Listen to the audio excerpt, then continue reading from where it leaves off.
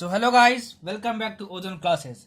Last lecture में हमने atomic structure कर लिया था, उसको हमने दो पार्ट में किया था, इलेक्ट्रॉनिक कन्फिग्रेशन वाला पार्ट और हमारा एक जो लेक्चर वाला पार्ट था। ठीक है, और अब हम पढ़ेंगे स्टेट्स ऑफ मैटर। बहुत सारे बच्चे मुझसे पूछ रहे थे कि सर आप केमिकल बॉन्डिंग और पीरियोडिसिटी करवाओगे कि नहीं करवाओगे। तो यार, जब फ्री केमिस्ट्री क्रैश कोर्स हमारा जो वीडियो लॉन्च हुआ था, उसमें मैंने साफ साफ बोल दिया था कि मैं फिजिकल केमिस्ट्री और ऑर्गेनिक केमिस्ट्री पूरी करवाऊंगा, लेकिन अगर टाइम बचता है तो हम लोग इनऑर्गेनिक करेंगे। ठीक है ना, नहीं तो इनऑर्गेनिक नहीं करेंगे। ठीक है, क्योंकि हमारा फिजिकल केमिस्ट्री हो जाएगा, फिर ऑर्गेनिक हो जाएगा। उसके बाद अगर नीट तक टाइम बचता है हमारे पास, मान लो ये हमारा 2 सितंबर तक कंप्लीट हो गया, तब तो मैं इनऑर्गेनिक करवा दूंगा। लेकिन मान लो फिजिकल और ऑर्गेनिक करवाते करवाते मुझे 8 सितंबर हो गया, ठीक है, तो इनऑर्गेनिक के लिए हमारे पास टाइम नहीं मिलेगा। तो पहले हम लोग फिजिकल केमिस्ट्री करेंगे सारा, फिर पूरा ऑर्गेनिक केमिस्ट्री करेंगे, एंड देन अगर टाइम बचता है तब इनऑर्गेनिक करेंगे। ठीक है, अच्छा, तो अब हम स्टार्ट करेंगे अपना स्टेट्स ऑफ मैटर चैप्टर। ठीक है, देखो इस चैप्टर से एटलीस्ट वन क्वेश्चन आता ही आता है, एटलीस्ट एक क्वेश्चन आता ही आता है, और बहुत ज्यादा इजी आता है यार। इनफैक्ट पूरी जो फिजिकल केमिस्ट्री है ना, बहुत इजी है, सिर्फ एक चैप्टर को छोड़ के, इलेक्ट्रोकेमिस्ट्री को छोड़ के। ठीक है ना, बाकी पूरी फिजिकल केमिस्ट्री बहुत ज्यादा इजी है। केमिस्ट्री में यार 140 प्लस स्कोर करना बहुत ज्यादा इजी बात होता है, नीट की अगर हम बात करें तो। ठीक है ना, मैं जितना भी पूरा क्रैश कोर्स में पढ़ाने वाला हूँ उसको एकदम अच्छे से कर लिए, प्रीवियस ईयर बना लिए, नोट्स रिवाइज करते रहे, तो 140 प्लस आराम से आएगा आपका नीट में। ठीक है, हाँ, बहुत सारे बच्चे कमेंट में बोले थे सर कि मैं प्रीवियस ईयर बना रहा हूँ तो कुछ कुछ क्वेश्चन नहीं बन रहे हैं सर। तो देखो भाई, अगर आप पहले का पढ़े हुए हो और ये क्रैश कोर्स देख रहे हो, तो ये हो ही नहीं सकता कि इसको देखने के बाद आपसे सारे क्वेश्चन ना बने। हो सकता है कि एक दो ना बने, लेकिन मेजॉरिटी ऑफ क्वेश्चंस आपसे बन जाएंगे। ठीक है, हाँ, अगर पहले कुछ भी नॉलेज नहीं है आपको और ये फर्स्ट बार मेरा क्रैश कोर्स देख रहे हो, रेगुलर क्लास नहीं है, क्रैश कोर्स देख रहे हो, तो आप कैसे एक्सपेक्ट कर सकते हो कि आपसे सारे क्वेश्चन वन अटेम्प्ट में बन जाएंगे? बनेंगे, लेकिन धीरे धीरे 4-5 अटेम्प्ट मारोगे तब बनेंगे। एक बार में हो सकता है 20 में 10 क्वेश्चन बन गया, फिर ट्राई मारो, सोल्यूशन देखो मैंने कहाँ गलती की, सर के कॉन्सेप्ट से कैसे लिंक करना चाहिए। तो ऐसे पढ़ाई करोगे ना यार, तो सब कुछ समझ में भी आएगा, सब कुछ मजा भी आएगा पढ़ने में। ठीक, अच्छा, इस वीडियो को प्लीज 480p रेजोल्यूशन में देखो अगर आपको क्लियर ना दिखाई देता हो तो। ठीक है, कुछ बच्चे कंप्लेन करते हैं कि सर साफ नहीं दिखाई देता। दूसरा, अगर सुनाई नहीं देता हो आवाज जो मैं बोल रहा हूं, तो प्लीज ईयरफोन लगा के देखो। ठीक है ना, हाँ, बहुत सारे बच्चे बोलते हैं कि सर ये कान को दिक्कत कर सकता है, it is harmful for years. ठीक है, तो पार्ट वाइज देखो यार वीडियो को, थोड़ा सा पार्ट पार्ट करके देखो, मतलब कि एक एक घंटा करके देखो। ठीक है, उतना तो आप देख ही सकते हो। अच्छा, हम लोग स्टेट्स ऑफ मैटर पढ़ेंगे, बहुत इजी चैप्टर है, जितना पढ़ना है उतना ही पढ़ेंगे। जिस तरीके से पढ़ाना है मुझे, उस तरीके से आपको नोट भी करना है और उस तरीके से पढ़ते भी जाना। गाइडलाइंस फॉलो करो यार, मजा आ जाएगा। एग्जाम में बैठोगे ना, देखोगे यार पूरा ये तो पूरे सर के नोट से आया हुआ है, ऐसा आपको फील होगा केमिस्ट्री में। और फिजिक्स का क्रैश कोर्स मैं ऑलरेडी कंप्लीट कर चुका हूँ इस चैनल पे, प्लेलिस्ट अलग से बना हुआ है। जो न्यू कमर्स हैं इस चैनल पे, प्लीज जाके फिजिक्स का क्रैश कोर्स देखें पूरा, और नोट्स बनाए और प्रीवियस ईयर सॉल्व करें, बहुत मजा आएगा, बहुत मजा आएगा। ठीक है, सब कुछ बनेगा आपसे। ठीक, अच्छा, एक बहुत फेमस क्वेश्चन जो नीट में आया हुआ था, ठीक है, वो बहुत सारे बच्चे कमेंट में पूछ रहे थे एटॉमिक स्ट्रक्चर के, कि सर प्रीवियस ईयर में क्वेश्चन आया था एटॉमिक स्ट्रक्चर से कि n is equal to 3 and l is equal to 1 है। तो सर बताइए, तो क्वेश्चन में क्या पूछा हुआ था कि how many electrons can fit in this orbital. ठीक है, दिस ऑर्बिटल, और बहुत सारे बच्चे बोल रहे थे कि कहीं कहीं आंसर 2 दिया है और कहीं कहीं आंसर 6 दिया है। ठीक है, मैं इसको थोड़ा सा लॉजिकली एक्सप्लेन करता हूं। ठीक है, अगर मेरा एटॉमिक स्ट्रक्चर का तुम लेक्चर देखे होगे, जो बोला हूं जो लिखा हूं, दोनों के बेसिस पर नोट्स बनाओगे, तो ये जो क्वेश्चन है आपको आराम से बन जाएगा। ठीक है, इसका सही आंसर 2 है, जहां जहां आंसर दिया हुआ 6, ये आंसर गलत है। ठीक है, अच्छा, ये कैसे सर? सर ने बताया था n इज इक्वल टू 3, तो यहाँ पे 3 लिख दिए हम लोग। ठीक है, l इज इक्वल टू 1, ठीक है, l is equal to 1, l is equal to 1 मतलब क्या होता है? l is equal to 0 s orbital s के लिए होता था, l is equal to p किसके लिए होता था? l is equal to p किसके लिए, l इज इक्वल टू 1 किसके लिए होता था? l is equal to 1 p के लिए होता था। ठीक है, तो l इज इक्वल टू 1 मतलब ये p के लिए होता है, तो यहाँ पे p लिख दिए। अब जरा ये बताओ क्वेश्चन में क्या पूछा है, how many electrons can fit in this orbital. यहां पे ऑर्बिटल्स नहीं लिखा हुआ है, देखो ये s नहीं लिखा हुआ है यहाँ पे। ठीक है ना, एक ऑर्बिटल में, इस ऑर्बिटल में 3p तुम्हारा क्या है? 3p तुम्हारा सबसेल है कि ऑर्बिटल है? जरा ये बताओ, 3p तुम्हारा सबसेल है कि ऑर्बिटल है? अगर तुम मेरा लेक्चर देखोगे तो 3p तुम्हारा एक ऑर्बिटल है। क्या है? 3p तुम्हारा एक ऑर्बिटल है, 3p तुम्हारा एक ऑर्बिटल है, और जो p है तुम्हारा, सिर्फ p, वो क्या है? सबसेल है। पी क्या है तुम्हारा? सबशेल है। इस पी सबशेल में हम मैक्सिमम कितने इलेक्ट्रॉन भर सकते हैं? 6 भर सकते हैं। लेकिन बाई हुंड्स रूल एक ऑर्बिटल में हम कितना भर सकते हैं इलेक्ट्रॉन? मैक्सिमम 2 भर सकते हैं। ठीक है, तो आपसे क्या पूछा है कि इस ऑर्बिटल में कितने इलेक्ट्रॉन्स भरे जा सकते हैं? तो n इज इक्वल टू 3 और n l is equal to 1 है, तो इससे आपको क्या मिला? 3p मिला। एंड 3p क्या है? एक सबशेल है कि ऑर्बिटल है? ऑर्बिटल है, ठीक है ना। और मैंने अपने लेक्चर में बताया है, अच्छे से देखा होगा तुमने तो, ठीक है। तो 3p आपका ऑर्बिटल है, तो इसमें हुंड्स रूल से मैक्सिमम 2 इलेक्ट्रॉन भर सकते हैं, तो करेक्ट आंसर 2 हो जाएगा। अगर p सबशेल में बस पूछता तो उसमें मैक्सिमम हम लोग 6 इलेक्ट्रॉन भर सकते हैं। समझ में आया? ठीक है, बहुत बेहतरीन क्वेश्चन था। बहुत सारे बच्चों ने उस ईयर में शायद गलती भी किया था ये क्वेश्चन, लेकिन कॉन्सेप्चुअली अच्छा क्वेश्चन था। मैंने एक्सप्लेन कर दिया, वो क्या आपको समझ में आ गया होगा। इसलिए बोलता हूँ, जो लिखता हूँ, दोनों के बेसिस पे नोट्स बनाओ। चलो स्टेट्स ऑफ मैथड शुरू करते हैं। जितना पढ़ना है, जो पढ़ना है, जितने एक्सप्लेनेशन की जरूरत है, सब कुछ बताऊंगा। 140+ आराम से लाओगे, बस अपना सपोर्ट दिखाओ यार।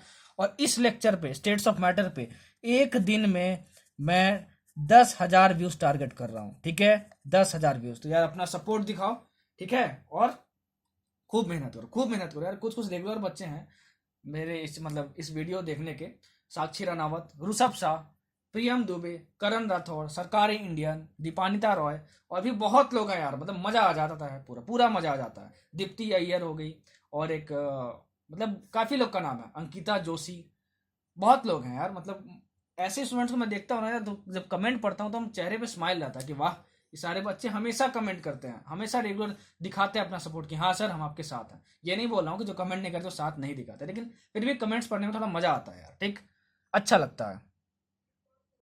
तो यार इस वीडियो का टारगेट है कि एक दिन में 10,000 व्यूज आने चाहिए, ठीक है। और जितना मैक्सिमम कमेंट कर सको यार किसी भी चीज के लिए। अगर वीडियो अच्छी लगे तो थैंक यू सर बस बोल दो। मुझे कमेंट करने पढ़ने में बहुत अच्छा लगता है कि हाँ यार चलो कम से कम बच्चा एक्टिव है, ठीक है, मतलब मजा आ रहा है उसको पढ़ने में, ठीक। तो एक दिन में 10,000 व्यूज में टारगेट कर रहा हूं, और 500 कमेंट, ठीक है, 500 कमेंट्स भी टारगेट कर रहा हूं कि 500 कमेंट्स आएंगे। सारे कमेंट मैं पढ़ने वाला हूं, ठीक है, सारे कमेंट मैं पढ़ने वाला हूं, ठीक है। और एक दिन में मैं 1,500 लाइक्स टारगेट कर रहा हूं। इन तीनों को पूरा कर देना यार, देखता हूं कितना सपोर्ट आपका मिलता है मुझे, ठीक है। आप कैसे भी शेयर करो, कुछ भी करो, मुझे ये टारगेट इस वीडियो में कंप्लीट करना है, ठीक। एक दिन के अंदर अंदर 10,000 व्यूज, 500 कमेंट एंड 1,500 लाइक्स, ठीक। सर बकवास तो बहुत कर लिए आप, चलो अब थोड़ा बहुत पढ़ाई कर लेते हैं। बिल्कुल जो बोलूंगा, जो लिखूंगा, दोनों के बेसिस पे नोट्स बनाना, ध्यान से सुनना, कॉपी पेन हाथ में रखना, साथ साथ नोट्स बनाते रहना। ये नहीं कि सो के उठे और बस हो गया, ब्रश वगैरह किए नहीं, एकदम बेड पे लेटे हुए मस्त एकदम लैपटॉप खोल के देख रहे हैं, ना ना, ऐसा मत करना, ठीक। पढ़ाई करो, मन लगा के पढ़ाई करो, सब कोई डॉक्टर बनोगे, सबका नीट निकलेगा, ठीक है, ठीक है। चलो अब बढ़ते हैं आगे और पढ़ते हैं कि क्या क्या जरूरत है पढ़ना और क्या क्या जरूरत नहीं है, ठीक है। चलो सबसे पहले हम लोग पढ़ेंगे इंटरमॉलिक्यूलर फोर्सेस के बारे में।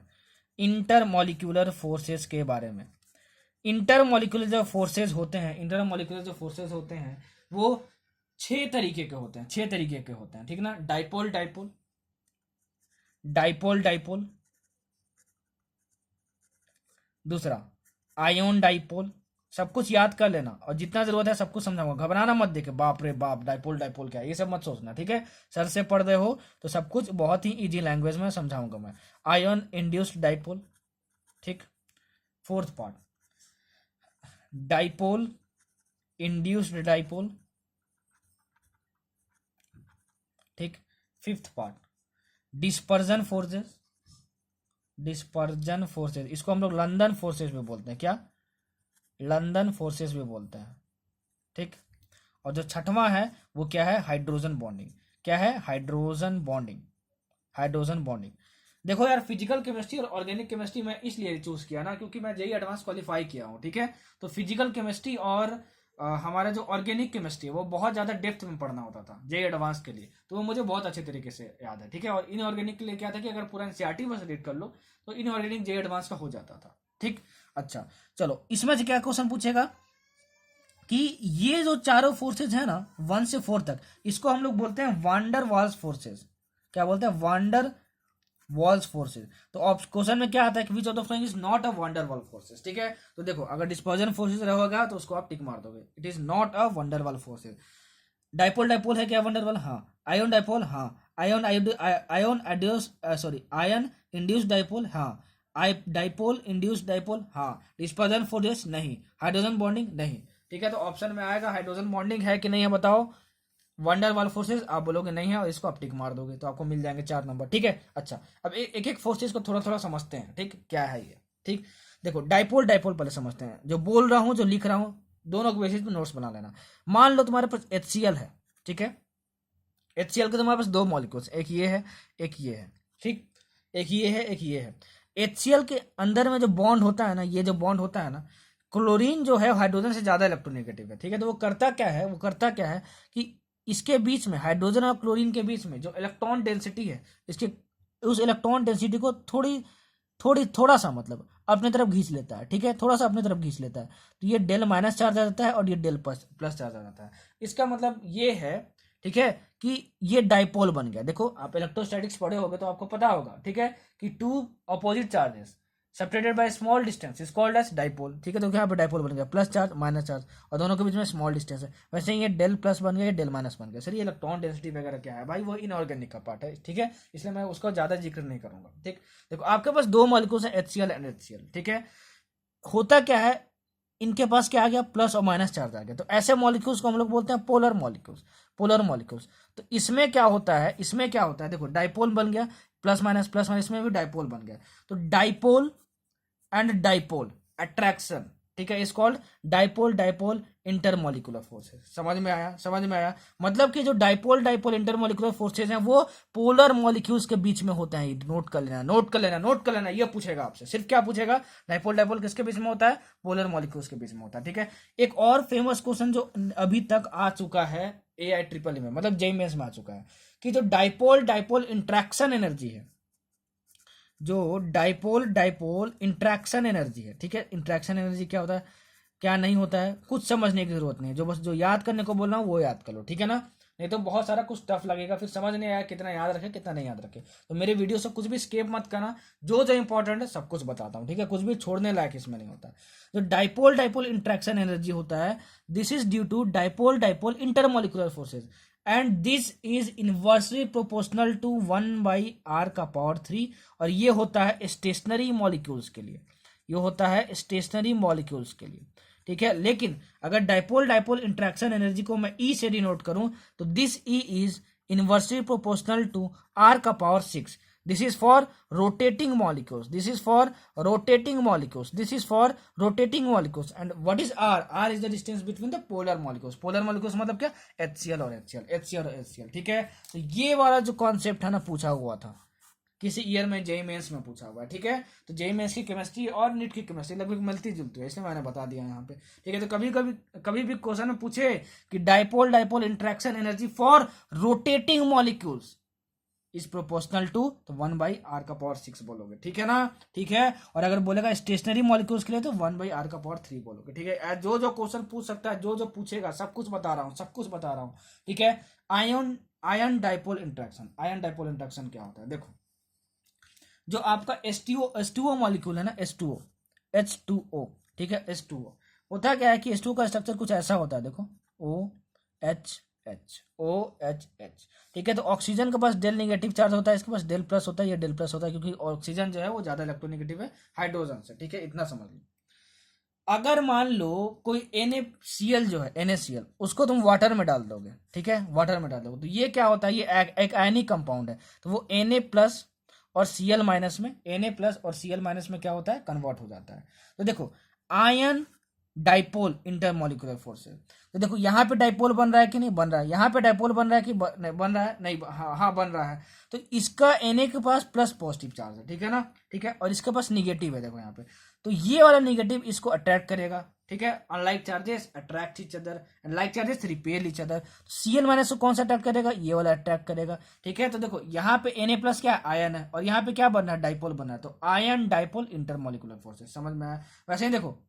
वैसे ही देखो ion induced dipole, ion induced dipole, अगर हम एक I2 मॉलिक्यूल की बात करें, देखो अगर हम एक I2 मॉलिक्यूल की बात करें, I2 मॉलिक्यूल की बात करें, I2, ये देखो I2, ठीक है, ये क्या है, आयोडीन मॉलिक्यूल, आयोडीन मॉलिक्यूल, ये पोलर नहीं होता।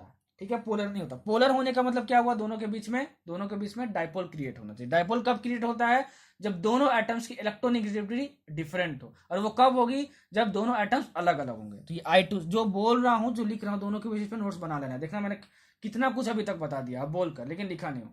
सबके बेसिस पे नोट्स बनाओ, तभी मजा आएगा। ठीक, I2 आयोडोन मॉलिक्यूल होता है। ठीक है, तो ये I हो गया और ये I हो गया। ठीक है, I हो गया और I हो गया।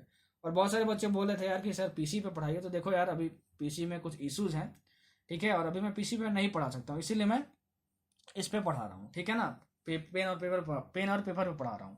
तो प्लीज यार थोड़ा सपोर्ट करो, कंटेंट पे जाओ यार। आपको कम से कम दिखाई तो दे रहा होगा ना कि क्या लिख रहा हूँ, 480p में देख रहे हो तो आवाज तो सुनाई दे रहे होगे ना, ईयरफोन लगाते होगे तो थोड़ा सपोर्ट करो यार। अभी मैं पीसी पे नहीं पढ़ा सकता, अभी वो मेरी हालत नहीं है कि मैं पीसी पे पढ़ा सकूँ। ठीक है, क्योंकि पीसी में मेरे काफ़ी दिक्कतें हो गई हैं, और अभी पीसी मेरा काम नहीं कर रहा, तो उसको बनवाने में थोड़ा टाइम लग सकता है। अभी लॉकडाउन वगैरह का टाइम चल रहा है, अभी कहाँ जाऊँ यार उसको ठीक करवाने। ठीक है, तो समझो थोड़ा बहुत। तो आपका I है, तो ये क्या अलग अलग एटम्स है? नहीं, अलग अलग एटम्स नहीं, मतलब कि दोनों की इलेक्ट्रोनेगेटिविटी सेम, मतलब ये पोलर मॉलिक्यूल नहीं होगा। तो ये क्या होगा, नॉन पोलर होगा। नॉन पोलर होगा। होता क्या है, मान लो इसके पास तुम रख दो कोई चार्ज आयन, रख दो NO3 माइनस, मान लो चार्ज आयन रख दिए। चार्ज आयन मतलब क्या है, इसके पास कोई चार्ज है, और ये I है, ये नॉन पोलर है। नॉन पोलर मतलब इसमें क्या हो रहा है, इसमें कोई भी इंड्यूस डाइपोल नहीं आ रहा, मतलब कोई डाइपोल नहीं है इसमें। तो होता क्या है, ये जो चार्ज है, ठीक है, ये जो चार्ज है इसमें डाइपोल क्रिएट कर देता है, del plus and del minus. ठीक है, उसके बाद क्या होता है कि दोनों के बीच में अट्रैक्शन होता है, मतलब कि ये आयन और ये जो आयन है वो क्या किया, डाइपोल को इंड्यूस कर दिया। डाइपोल पहले से था नहीं, डाइपोल को इंड्यूस कर दिया, डाइपोल ला दिया, इसलिए आयन इंड्यूस डाइपोल इंट्रैक्शन। समझ में आया? आपसे क्वेश्चन कहाँ से पूछा जाएगा, डाइपोल इंट्रैक्शन से ही पूछा जाएगा कि किसके बीच होता है, पोलर मॉलिक्यूल्स के बीच में होता है। एंड उनके पास परमानेंट डाइपोल होता है खुद का। ठीक है, मैंने एक्सप्लेन किया, और जो बताया था डाइपोल इंट्रैक्शन एनर्जी के बारे में, 1/r⁶ रोटेटिंग मॉलिक्यूल्स के लिए, स्टेशनरी के लिए 1/r⁴। ठीक, चलो, जो चौथा तुम्हारा था वो क्या था, डाइपोल इंड्यूस्ड डाइपोल इंट्रैक्शन। वो इंपॉर्टेंट नहीं है, कभी नहीं पूछने वाला, लेकिन याद रखना कि it is a type of van der Waals forces. ठीक है, कौन कौन से वंडर वाल्स फोर्सेस होते हैं मैंने बता दिया, शुरू के 4। ठीक है, 5वें में पहुंचते हैं लंदन फोर्सेस और डिस्पर्सन फोर्सेस। लंदन फोर्सेस जो होते हैं ना, लंदन फोर्सेस देखो, मान लो आपके पास हीलियम एटम है। ठीक है, हीलियम एटम, 2 हीलियम एटम है आपके पास। तो हीलियम का माइक्रोस्कोप से देखोगे तो अपना खुद का एक इलेक्ट्रॉन क्लाउड होता है। इलेक्ट्रॉन क्लाउड मतलब जिसमें इलेक्ट्रॉन्स होते हैं। ठीक है, जिसमें इलेक्ट्रॉन्स होते हैं, ये पहला हीलियम एटम है, और ये जो है वो दूसरा हीलियम एटम है। ठीक है, दूसरा हीलियम एटम है। तो होता क्या है कि जब एक दूसरे के वो पास पास होते हैं, ठीक है, तो देखा क्या गया कि इनका जो इलेक्ट्रॉन क्लाउड है ना, वो बिखर जाता है और खुद में ही एक डाइपोल क्रिएट कर लेता है।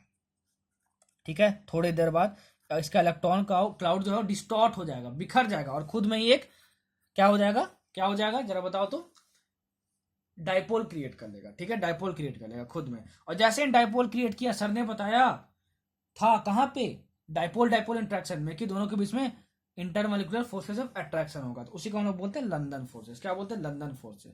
ठीक है, and this London forces is also, ठीक है, मतलब कि इनकी जो इंट्रैक्शन एनर्जी है 2 मॉलिक्यूल के बीच में, this is also proportional to 1/r⁴। मतलब लंदन फोर्सेस के लिए हम बात करें इंट्रैक्शन एनर्जी की दोनों में, तो वो क्या होगा, 1/r⁴ होगा। तो 1/r⁴ होगा। ठीक है, अच्छा एक चीज और याद रखो कि जितना भी ज्यादा लार्ज मॉलिक्यूल होगा, जितना ज्यादा लार्ज मॉलिक्यूल होगा, उतना ही ज्यादा दोनों के बीच में लंदन फोर्सेज होंगे, लंदन फोर्सेज होंगे, लंदन फोर्सेज होंगे। समझ में आया? ठीक है, मतलब जितना ज्यादा लार्ज मॉलिक्यूल होगा, मतलब कि जितना लार्ज मॉलिक्यूल होगा, इसका मतलब क्या हुआ, जितना भी ज्यादा लार्ज मॉलिक्यूलर मास होगा, लार्ज मॉलिक्यूलर मास होगा। ठीक है, इसका मतलब क्या हुआ कि लंदन फोर्सेज उतने ही ज्यादा होंगे, लंदन फोर्सेज उतने ही ज्यादा होंगे। तो मान लो तुम्हारे पास 2 मॉलिक्यूल दिया हुआ, ठीक है, एक मॉलिक्यूल है जिसका कि मॉलिक्यूलर मास मान लो 14 ग्राम है, दूसरे का 20 ग्राम है। तो आपसे पूछा जाएगा बताओ कि किसमें लंदन फोर्सेज ज्यादा है, तो आप बोलोगे सर हम तो आपके स्टूडेंट, आपको तो पता है कि जिसकी ज्यादा मॉलिक्यूलर मास होगी उसका लंदन फोर्सेज ज्यादा होगा। तो आप फटाक से टिक मार देना। इंटरमोलिकुलर फोर्सेस के बारे में बस इतना ही पूछ सकता है, जो पूछ सकता है एग्जाम में, जो पूछ चुका है एग्जाम में, जैसे जैसे क्वेश्चन बनता है सब कुछ मैं बताता हूँ, सबको नोट बना के लिखना। ये मत सोचना कि हाँ सर बोल दिए हैं तो मेरे दिमाग में आ गया, मैं नहीं बोलूंगा, मैं नहीं भूलूंगी। अरे एग्जाम में भूल जाओगे, देख लेना, भूल जाओगे, पक्का भूल जाओगे, ठीक है। इसलिए जैसे बोल रहा हूँ, जो बोल रहा हूँ नोट्स में बना के रखना, ठीक है। लास्ट टाइम पे रिवाइज करके चले जाना, तो मजा आ जाएगा, झमाझम, एकदम मजा आ जाएगा, ठीक है।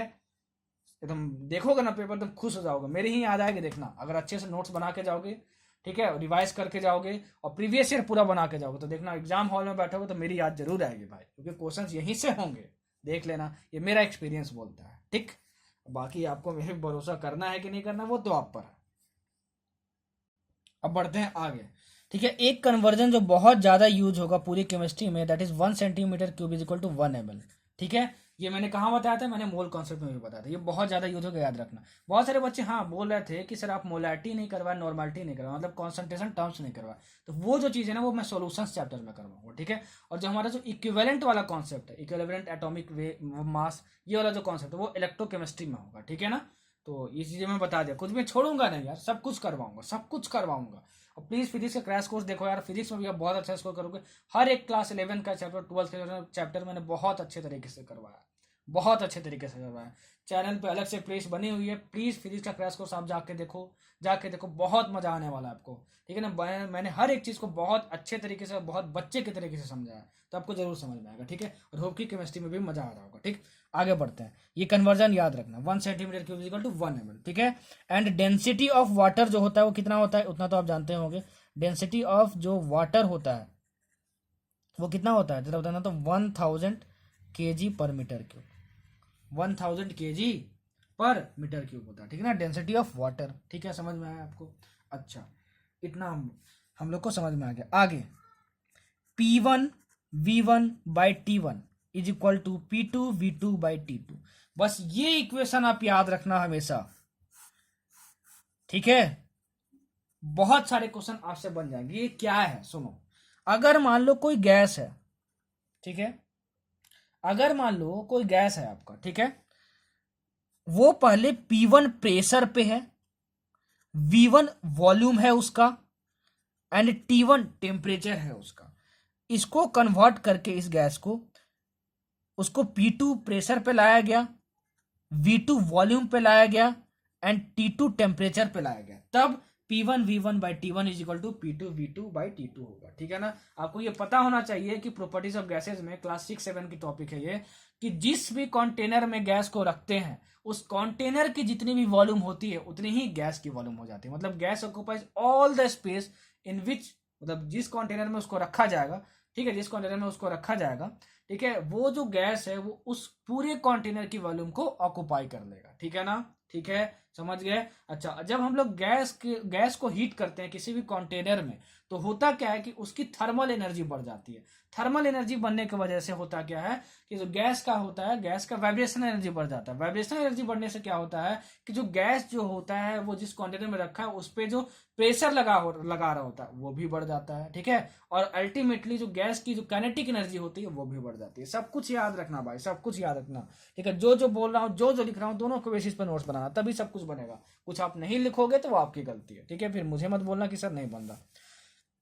ये समझ में आया कैसे एप्लीकेबल होगा। कोई गैस दिया होगा आपको, पहले उसका P1 टेम्परेचर दिया होगा, V1 वॉल्यूम, T1, और ये फाइनल स्टेट दिया रहेगा, P2 प्रेशर, V2 वॉल्यूम, और आपसे T2 पूछेगा, तो ये इक्वेशन अप्लाई कर देना, ये इक्वेशन अप्लाई कर देना। अच्छा, अब इसमें से स्पेशल केसेस होते हैं। अगर मान लो ये T है, T1 इजिकल टू T2 हो जाए, मतलब क्या, टेम्परेचर जो है वो क्या हो जाए, टेम्परेचर जो है वो क्या हो जाए, कांस्टेंट हो जाए, टेम्परेचर कांस्टेंट हो जाए। और याद रखना यहाँ पे टेम्परेचर जो है वो हमेशा केल्विन में रखना भाई, इन केल्विन, ठीक है। किस में रखना, केल्विन में रखना, केल्विन में रखना, ठीक है। कहाँ रखना, केल्विन में रखना। ये समझ में आया आपको? अच्छा, T1 is equal to T2, अगर टेम्परेचर कांस्टेंट हुआ तो देखो क्या हो जाएगा, P1V1 is equal to P2V2।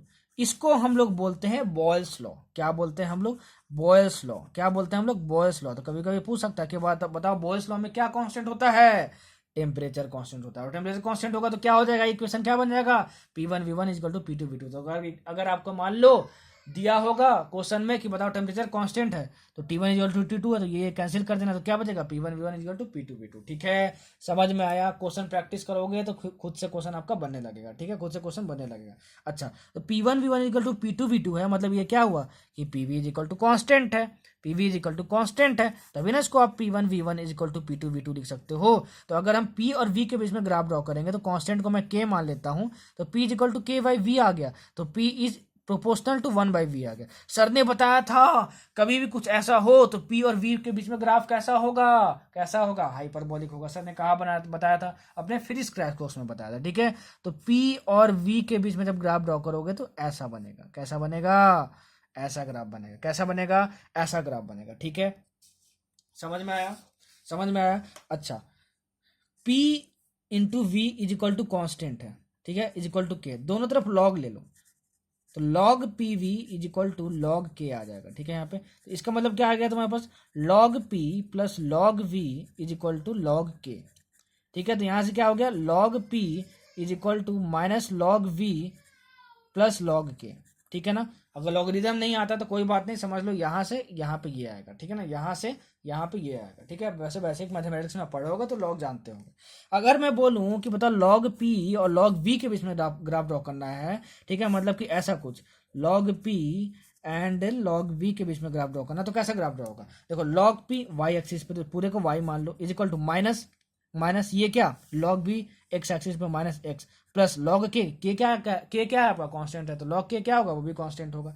तो इसका ग्राफ कैसे आएगा आपके पास, ये इक्वेशन ऑफ स्ट्रेट लाइन है और इसका ग्राफ कुछ ऐसा आएगा, ठीक है, माइनस मतलब slope m is equal to minus tan 40 degree, हाँ ऐसे आएगा, ठीक है, ऐसा ग्राफ है इसका आएगा, ठीक है। तो ये ग्राफ भी आपको निकालने आना चाहिए, ये ग्राफ भी आपको निकालने आना चाहिए, ठीक है। अच्छा, अब हमारा था P1 V1 by T1 is equal to P2 V2 by T2, ठीक है, बाई T2। अगर तुम्हारा प्रेशर कांस्टेंट हुआ, अगर तुम्हारा प्रेशर कांस्टेंट हुआ, क्वेश्चन में गिवन होगा क्या कांस्टेंट है, तो क्या हो जाएगा, P1 is equal to P2 हो जाएगा। अरे भाई प्रेशर कांस्टेंट है ना, तो प्रेशर चेंज नहीं हो रहा, मतलब final pressure is equal to initial pressure, तो P1 P2 कैंसिल हो जाएगा, दोनों इक्वल हैं। तो यहाँ से हमारे पास क्या आ जाएगा, V1 by T1 is equal to V2 by T2, ठीक है, V2 बाई T2, और इसको हम लोग बोलते हैं चॉल्स लॉ। तो पूछता है कि बताओ जब प्रेशर कांस्टेंट होता है तो इक्वेशन क्या बनता है, उसको हम लोग कौन सा लॉ बोलते हैं, चॉल्स लॉ बोलते हैं। याद रखना, मतलब कि आपको बस एक इक्वेशन रखना है, P1 V1 by T1 equal to P2 V2 by T2, ठीक है। प्रेशर कांस्टेंट होगा तो प्रेशर को कट कर देना, टेम्परेचर कांस्टेंट होगा तो टेम्परेचर को कट कर देना, ठीक है। अच्छा, और ये याद रखना कि जब प्रेशर कांस्टेंट होता है तो चॉल्स लॉ बोलते हैं, टेम्परेचर कांस्टेंट होता है तो बोल्स लॉ बोलते हैं, ठीक है। ये सब पूछता है। अब देखो, टेम्परेचर एक बार कांस्टेंट करके देख लिया, प्रेशर एक बार कांस्टेंट करके देख लिया, एक बार वॉल्यूम कांस्टेंट करके देखते हैं, वॉल्यूम, ठीक है, वॉल्यूम कांस्टेंट करके देखते हैं। V1 is equal to V2, ये क्या है, वेलोसिटी मत समझ लेना, ये क्या है, वॉल्यूम है, ठीक है। अगर वॉल्यूम कांस्टेंट हो, वॉल्यूम कांस्टेंट हो, ठीक है, तो क्या बन जाएगा, V1 V2 कैंसिल हो जाएगा, ठीक है ना, और क्या बचेगा, P1 by T1 is equal to P2 by T2। इसको हम लोग बोलते हैं गे लुसेक लॉ। क्या बोलते हैं, गे लुसेक लॉ। क्या होता है इसमें कांस्टेंट, वॉल्यूम होता है कांस्टेंट। न्यूमेरिकल कैसा आएगा, P1 V1 T1 दिया रहेगा, P2 V2 दिया रहेगा, T2 फाइंड करना रहेगा। इतना इजी आता है, इतना इजी आता है, इतना इजी आता है, ठीक है। जैसे मैं एक क्वेश्चन आपको पढ़ के बताता हूँ, ठीक है ना, आपको पढ़ के बताता हूँ क्वेश्चन कैसे आएगा, और बोल के ही सोल्व भी करवा दूंगा, ठीक है, और आपको समझ में आ जाएगा। अच्छे से सुनना, नहीं समझ पाओगे तो दीवार रिवाइंड करके देख लेना।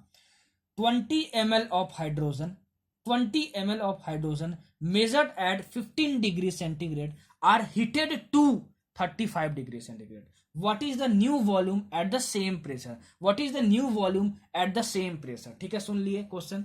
अच्छा, at the same pressure, what is the new volume at the same pressure, मतलब यहाँ पे प्रेशर कांस्टेंट है। क्या कांस्टेंट है, प्रेशर कांस्टेंट है। तो प्रेशर कांस्टेंट हुआ मतलब क्या, इस इक्वेशन में P1 और P2 कैंसिल हो जाएगा, ठीक है। तो आपको के पास क्या बचेगा, V1 by T1 equal to V2 by T2, ठीक है। आपको इनिशियल वॉल्यूम हाइड्रोजन का दिया है कितना, 20 ml, तो V1 की वैल्यू कितनी हो गई, 20 ml हो गए, और इनिशियल टेम्परेचर भी दिया है कितना, 15 डिग्री सेंटीग्रेड। तो T1 को यहाँ 15 डिग्री सेंटीग्रेड मत रख देना, बच्चे यही गलती करते हैं। क्या करोगे, उसको केल्विन में चेंज करोगे और 273 से ऐड करोगे, ठीक है। तो 273 से ऐड करोगे तो 15 प्लस 273 288 केल्विन हो गया, ठीक है। फाइनल टेम्परेचर भी दिया हुआ 35 डिग्री सेंटीग्रेड, ठीक है। तो T2 मतलब क्या हुआ, 35 प्लस 273, और आपको V2 फाइंड करना है, ठीक है। न्यू वॉल्यूम क्या होगा, इतना इजी क्वेश्चन आता है, ठीक है। देख लेना प्रीवियस ईयर बना के, ऐसा ही क्वेश्चन पूछा हुआ है पूरा। अब देखते हैं आगे, ठीक है। आइडियल गैस इक्वेशन, क्या देखेंगे, ideal gas equation, ideal gas equation क्या होता है ये देखो। PV is equal to nRT कहलाता है आइडियल गैस इक्वेशन। ठीक है, ये क्या है अच्छे से एक्सप्लेन कर रहा हूँ। ठीक है, सुनना ध्यान से। अगर मान लो किसी भी कंटेनर में कोई गैस रखा हुआ है, ठीक है, कंटेनर में रखा हुआ है, इस कंटेनर का वॉल्यूम वी है, ये बोल लो, या फिर बोलोगे कि वॉल्यूम ऑफ गैस वी है, क्योंकि जिस कंटेनर में रखोगे उस कंटेनर जितना वॉल्यूम होगा उतना गैस का भी वॉल्यूम होगा। ठीक है, ये गैस की प्रॉपर्टी होती है। इस कंटेनर में n मोल्स ऑफ गैस रखा हुआ है, n मोल्स ऑफ गैस रखा हुआ है, ठीक है, इस कंटेनर में, और उसकी वॉल्यूम कितनी है v है, और इस गैस को टेम्परेचर T पे रखा गया है इस कंटेनर में। ठीक है, और इस कंटेनर के अंदर जो गैस का प्रेशर वो क्या है, P है। ठीक है, तब PV is equal to nRT एक आइडियल गैस इक्वेशन होता है। ठीक है, जब तक क्वेश्चन में आइडियल गैस मेंशन ना किया हो, ठीक है, जब तक मेंशन ना किया हो तब तक ये इक्वेशन यूज मत करना। ठीक है, मैं ये बोलूंगा। अगर क्वेश्चन में रियल गैस बोल दिया, ठीक है, रियल गैस, तब रियल गैस वाला इक्वेशन यूज करना, आगे मैं बताने वाला हूँ। अगर मान लो यूज ना किया हो, कुछ भी ना यूज किया हो, तब अंडरस्टूड है कि आइडियल गैस इक्वेशन ही यूज करना है। ठीक है, वैसे कि हमेशा दिखा रहेगा कि आइडियल गैस है ये, तभी इसको यूज करना। ठीक है, अगर ना भी लिखा रहा है तो ये समझ जाना कि आइडियल गैस इक्वेशन ही यूज करना। लेकिन अगर क्वेश्चन में बोल दिया कि रियल गैस है वो, तो इस इक्वेशन को अप्लाई मत करना।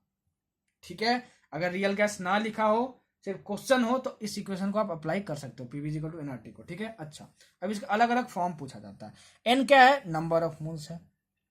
नंबर ऑफ मोल्स क्या होता है, गिवन मास को स्मॉल एम से डिनोट करूं और मोलर मास को कैपिटल एम से डिनोट करूं, तो small m by capital M. तो ये इक्वेशन हमारा क्या बन जाएगा, PV is equal to small m into capital by capital M into R T. ठीक है, यहां से क्या हो जाएगा, P इंटू ये M कर देते हैं is equal to small m by V into R T. ठीक है, गिवन मास बाई वॉल्यूम क्या होता है, डेंसिटी होता है। क्या होता है, डेंसिटी होता है। अरे density is equal to mass by volume. ठीक है, तो ये क्या हो गया, PM is equal to density को अगर मैं डी से डिनोट करूं तो डी आर टी हो गया। ठीक है, तो यहां से डेंसिटी क्या हुआ, डेंसिटी ऑफ गैस हुआ कितना, डेंसिटी ऑफ गैस हुआ तुम्हारा कितना, PM by R T, PM by R T. ठीक है, तो बहुत बार क्वेश्चन इससे भी पूछा जाता है, बहुत इंपॉर्टेंट है आइडियल गैस इक्वेशन का ये वाला। ठीक है, फॉर्मूला याद रखना, density of a gas is equal to PM by R T. Tick मारने को आता है, डायरेक्ट ये देखना टिक मार देना, या फिर आपसे क्या पूछेगा कि एक गैस है उसका प्रेशर इतना है, उसका मॉलिक्यूलर मास इतना है, ठीक है, टेम्परेचर इतना है, और यूनिवर्सल गैस कांस्टेंट आर को हम लोग बोलते हैं, उसकी वैल्यू दिए रहेगी। ठीक है, और डेंसिटी ऑफ गैस पूछेगा, डायरेक्ट इसमें वैल्यू पुट करना है और आपको निकालना है। ठीक है, आपको निकालना है। ठीक है, वैसे आर को क्या बोलते हैं, यूनिवर्सल गैस कांस्टेंट बोलते हैं। और आर की 2 वैल्यू आपको याद रखने की जरूरत है। आर की वैल्यू में बच्चे बहुत कंफ्यूज होते हैं, हालांकि क्वेश्चन में मेंशन कर देता है आर की value most of the time कि क्या यूज करना है आपको, फिर भी अगर आपको ना दिया हो तो कैसे यूज करेंगे। सुनो, आर की आपको बस 2 वैल्यू याद रखनी है। ठीक है, एक याद रखनी है आपको 0.082, ठीक है, और एक याद रखनी है आपको 8.314। ठीक है, ये 2 वैल्यू याद रखनी है। दोनों वैल्यू कब यूज करेंगे, सुनना ध्यान से।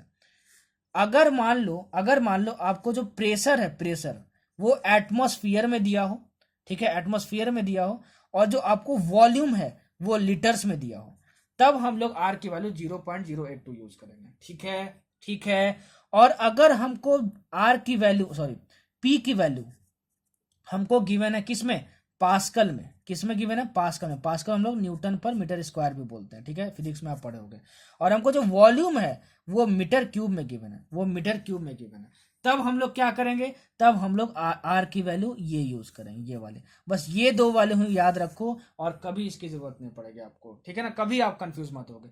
पी की वैल्यू जब एटीएम में दी हो और वी की वैल्यू लीटर्स में दी हो, तो आप क्या करोगे, आर की वैल्यू यूज करोगे। और पी की वैल्यू जब पास्कल में या फिर न्यूटन पर मीटर स्क्वायर में दिया हुआ है, और वॉल्यूम जो दिया हुआ है मीटर क्यूब में दिया हुआ है, तो हम लोग क्या करेंगे, आर की वैल्यू 8.314 यूज करेंगे। और टेम्परेचर तो हमेशा केल्विन में ही रहने वाला। ठीक है, समझ में आया क्या क्या क्वेश्चन बन सकता है, क्या क्या नहीं बन सकता, सब कुछ मैं बता रहा हूँ, सब कुछ बता रहा हूँ भाई। ठीक है, और मॉलिक्यूलर मास निकालना तो आप जानते ही होंगे, जैसे CO2 का मॉलिक्यूलर मास निकालो। ठीक है, मैं सिखा चुका हूँ, कहाँ पे, मोल कॉन्सेप्ट में। C, ठीक है, तुम्हारा 12 होता है इसका, प्लस ऑक्सीजन का 16 इंटू 2 मतलब कितना हुआ, 32। मतलब ये तुम्हारा कितना हुआ, 44 ग्राम। कितना हुआ, 44 ग्राम, मतलब 44 ग्राम CO2 का मॉलिक्यूलर मास हो गया। अब बढ़ते हैं आगे। ठीक है, अब बढ़ते हैं आगे। देखो, अगर आप स्टेट्स ऑफ मैटर देख रहे हो ना, तो मैं आपको रिकमेंड करूंगा कि जो मैंने फिजिक्स का क्रैश कोर्स करवाया था, उसमें थर्मोडायनेमिक्स मैंने पढ़ाया हुआ है। ठीक है, काइनेटिक थ्योरी ऑफ गैसेस पढ़ाया हुआ है। ये दोनों चैप्टर को देख लेना। ठीक है, ये दोनों चैप्टर को देख के आओगे ना मेरे फिजिक्स क्रैश कोर्स से, ठीक है, जो कि चैनल पे पेज बना हुआ आप देख सकते हो वहां से, तो आपको थर्मोडायनेमिक्स आने वाला चैप्टर और ये जो चैप्टर मैं पढ़ा रहा हूँ उसकी बहुत सारी चीजें एक बार में समझ आ रही है, क्योंकि मैंने वहां भी बहुत अच्छे तरीके से एक्सप्लेन किया। 2-2 3-3 घंटे का लेक्चर पढ़ा हुआ है यार, ठीक है, फिजिक्स का। मतलब पूरा 11th पूरा 12th बहुत अच्छे से कवर किया है, लेकिन फिर भी मुझे उतना अच्छा रिस्पॉन्स आपने नहीं दिया कुछ कुछ चैप्टर पे। प्लीज जाके देखो, आपको पसंद आएगा, मैंने बहुत एफर्ट डाला यार। आप बार बार ये भूल जाते हो यार, क्योंकि हमारा ये क्रैश कोर्स है, मैं रिवीजन आपको इतने अच्छे तरीके से करवा रहा हूँ। पूरे यूट्यूब पे देख लेना, रिवीजन आपको ऐसा कोई नहीं करवाएगा। आप बोलते हो सर आप बार बार बोलते हो, तो आप कोई भी एक वीडियो दिखा दो यार जो रिवीजन ऐसा करवाता हूँ, ठीक है ना। रेगुलर क्लासेस की बात नहीं कर रहा हूँ, ये हमारी रेगुलर क्लासेस नहीं है, रिवीजन कोई ऐसा करवा दे यार पूरे यूट्यूब पे, मैं जान जाऊँ आपको, ठीक है ना। मतलब जान जाऊँ मैं कि हाँ कि इससे भी बेहतर रिवीजन लेक्चर आपको मिल सकता है, नहीं मिलेगा यार। तो मैं बहुत एफर्ट डालता हूँ यार, तो आप लोग भी थोड़ा दिखाओ यार अपना, मतलब रिस्पॉन्स दिखाओ थोड़ा, ठीक है। तो thermodynamics kinetic theory of gases देख लेना, फिजिक्स का क्रैश कोर्स में देख लेना। पूरा 11th 12th मैंने कवर किया, हर एक चैप्टर सीक्वेंस वाइज देखो, बल्कि पूरा देखो, ठीक। हम लोग बढ़ते हैं आगे। वहां पे मैंने पढ़ाया था आपको क्या, Dalton's law of partial pressure, Dalton's law of partial pressure, ठीक है, Dalton's law of partial pressure. देखो Dalton's law of partial pressure क्या होता है, मान लो एक कंटेनर में नॉन रिएक्टिंग गैसेज हैं, नॉन रिएक्टिंग गैसेज हैं, याद रखना।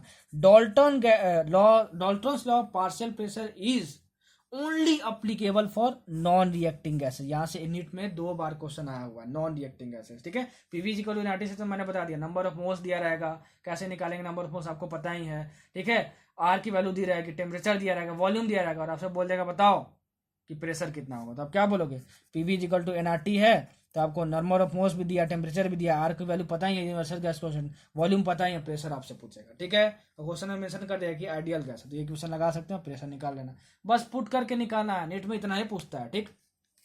Dalton's law of partial pressure non reacting gases के लिए होता है। मान लो इसमें 3 गैसेस भरे हुए हैं, X Y Z, X Y Z, ठीक है। अगर x gas P1 pressure exert कर रहा है, Y gas P2 pressure exert कर रहा है, Z gas P3 pressure exert कर रहा है, तो इस कंटेनर में जो टोटल प्रेशर होगा वो सिंपली इसका एडिशन होगा, pressure due to gas X मतलब P1 due to Y plus P2 due to Z P3, बस यही है। और याद रखना ये नॉन रिएक्टिंग गैसेस के लिए यूज होता है। बहुत पहले एक क्वेश्चन पूछा गया था कि बताओ Dalton's law of partial pressure किस चीज के लिए यूज नहीं होता है, कौन से ऑप्शन में यूज नहीं होगा, तो ऑप्शन में दिया था SO2 एंड Cl2 को मिलाएंगे तब। देखो SO2 एंड Cl2 को मिलाएंगे ना तो कुछ प्रोडक्ट बनता है, उस प्रोडक्ट का मुझे अभी नाम नहीं याद आ रहा है, ठीक है ना, नाम नहीं याद आ रहा है, सल्फराइड क्लोराइड बनता है सर, ऐसा कुछ करके, ठीक है। तो ये दोनों रिएक्ट कर गए, तो Dalton's law of partial pressure जो है वो नॉन रिएक्टिंग गैसेस के लिए यूज होता है, जो रिएक्ट आपस में ना करे, ठीक है। तो इसके लिए अप्लीकेबल वो नहीं होगा, SO2 एंड Cl2 के लिए, ठीक है ना,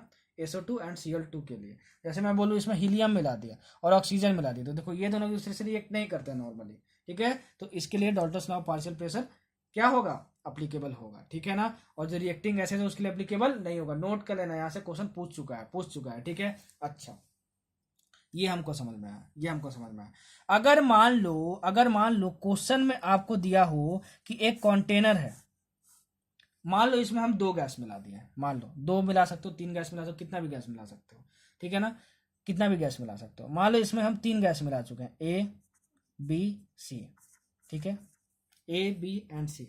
मोल फ्रैक्शन जो है A का, मोल फ्रैक्शन जो है वो A का, ठीक है, वो क्या है तुम्हारा XA है। मोल फ्रैक्शन जो है बी का वो क्या है एक्स बी है। मोल फ्रैक्शन जो है सी का वो क्या एक्स सी है। सर मोल फ्रैक्शन क्या होता है, सुनो, अगर number of moles of A कितना है तुम्हारा Na, number of moles of B कितना है Nb, number of moles of C Nc। Number of moles क्या होता है मैंने बता दिया, ठीक है, उसको मैं N से नोट कर रहा हूं, नंबर ऑफ मोल्स ऑफ ए।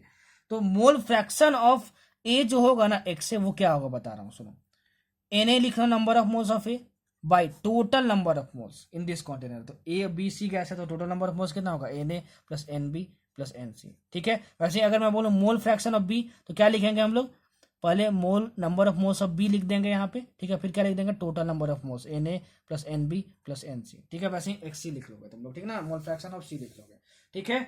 तो अगर टोटल प्रेशर आपको कभी क्वेश्चन में गिवन हो, टोटल प्रेशर, ठीक है, और आपसे बोल दे कि प्रेशर ऑफ ए बताओ, इस कंटेनर में कितना है, प्रेशर ऑफ ए बताओ इस कंटेनर में कितना है। प्रेशर ऑफ ए बोले या फिर पार्शियल प्रेशर ऑफ ए बोले, दोनों का मतलब सेम है। पार्शियल प्रेशर और प्रेशर का मतलब सेम है। सब कुछ लिख लेना जो बोल रहा हूँ भाई, ठीक है ना, तभी मजा आएगा पढ़ने में, नहीं तो नहीं आएगा, क्वेश्चन नहीं बनेगा। ठीक, सब कुछ बारीकी से बताता हूँ आपको। तो पार्शियल प्रेशर ऑफ ए मतलब सिंपली प्रेशर ऑफ ए क्या होगा तुम्हारे पास, तुम्हारे पास होगा मोल fraction of A, mole fraction of A into total pressure, into total pressure of vessel, total pressure in vessel. बहुत इंपॉर्टेंट फॉर्मूला, बहुत इंपॉर्टेंट फॉर्मूला, बहुत बार यहाँ से क्वेश्चन आ चुका है। ठीक है, इसका जो यूज है वो सॉल्यूशन चैप्टर में भी आएगा। ठीक है, मतलब आपको पता है क्या दिया रहेगा, ए बी सी 3 गैस हैं, वो एक कंटेनर में डाल दिए गए हैं। ठीक है, आपको बोलेगा कि मोल फ्रैक्शन ऑफ ए तुमको दिया हुआ है। ठीक है, या फिर ये नहीं दिया रहेगा, बोलेगा number of moles of A दिया है, number of moles of B दिया हुआ है, number of moles of C दिया हुआ है। आप बताओ कि partial pressure of gas B कितना होगा। ठीक है, तो partial pressure of gas B लिखेंगे हम लोग, तो क्या लिखेंगे, mole fraction of gas B, फिर बी हो जाएगा यहाँ पे into total pressure. Total pressure आपको क्वेश्चन में गिवन होगा, तो टोटल प्रेशर यहाँ पे लिख दिए। और number mole fraction of B कैसे निकालेंगे, N B by N A plus N B plus N C, तो तुमको पार्शियल प्रेशर ऑफ बी मिल जाएगा। समझ में आया। तो बहुत इंपॉर्टेंट फॉर्मूला है, जो जैसे बोल रहा हूँ, जहां से जैसे क्वेश्चन फ्रेम होता है, कैसे सॉल्व करना है, हाउ टू सॉल्व, मैंने बता दिया आपको, कुछ भी छोड़ नहीं रहा हूँ। रिवीजन में ऐसा कोई आपको नहीं बताएगा, बस 10 फार्मूला लिख के 10 फार्मूला लिख के 10 क्वेश्चन करवा के फिर टाटा बाय बाय हो जाता है पूरे यूट्यूब पे, मैं देख चुका हूँ। ठीक है, तो मेरा वो स्टाइल नहीं है यार, एफर्ट दिखा रहा हूँ, तो प्लीज़ यार वीडियो को शेयर करो। मैं बस इतना ही चाहता हूँ, वीडियो को शेयर करो ज़्यादा से ज़्यादा। और जो डेली का आज का जो टारगेट दिया हूँ 10,000 व्यूज़ का, उसको बस पूरा कर देना। एक दिन में 10,000 व्यूज़ चाहिए, 500 कमेंट चाहिए मुझे, और 1,500 लाइक चाहिए। ठीक, चलो अब बढ़ते हैं आगे। देखो यहाँ से और कॉन्सेप्ट आता है हमारा, ठीक ना, pressure of dry gas measure करने के लिए, वो भी मैं आपको बता देता हूँ। बहुत छोटा कॉन्सेप्ट है, बहुत ही इजी क्वेश्चन आता है यहाँ से। देखो आपको क्या दिया रहेगा ना, कि एक कंटेनर है आपका, कंटेनर में वाटर रखा हुआ है, और वाटर के ऊपर में ये गैस है, यहाँ पर क्या है, गैस है। तो इस गैस में क्या होता है ना, इस गैस में क्या होता है ना, ये इसमें वाटर वेपर भी होता है। क्या होता है, वाटर वेपर भी होता है।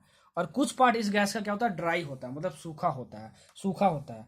तो इस केस में क्या होता है कि pressure of dry gas is equal to pressure of moist gas, pressure of moist gas minus pressure of water vapour, pressure of water vapour, pressure of water vapour. ठीक है, and this pressure due to water vapour is called as aqueous tension. क्या बोलते हैं इसको हम लोग, क्या बोलते हैं, एक्वस टेंशन।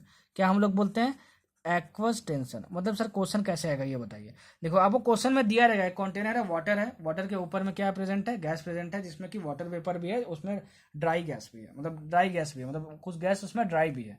तो आपसे दिया रहेगा क्वेश्चन में कि बताओ प्रेशर ऑफ ड्राई गैस आपको दिया रहेगा।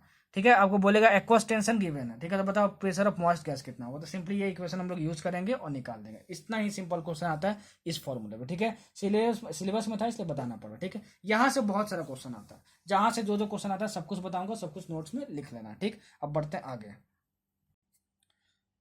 देखो अब जो बताने जा रहा हूं आपको, वो है आपका ग्राहम्स लॉ ऑफ, या फिर बोलो ग्राम्स लॉ ऑफ डिफ्यूजन या फिर इफ्यूजन।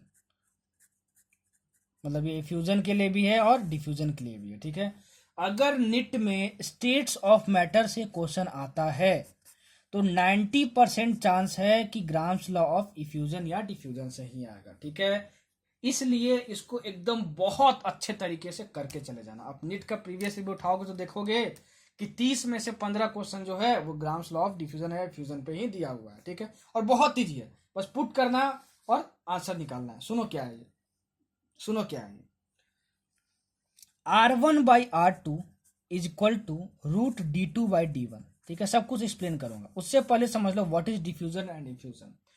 डिफ्यूजन मतलब आपको पता होगा, बायोलॉजी से भी पढ़े होगे आप, और केमिस्ट्री में छोटे क्लास में पढ़े होगे, the tendency of intermixing of non reacting gases without external pressure. ठीक है, मतलब कि दो गैसेस का आपस में मिलना, आपस में मिलना, वो टेंडेंसी डिफ्यूजन कहलाती है।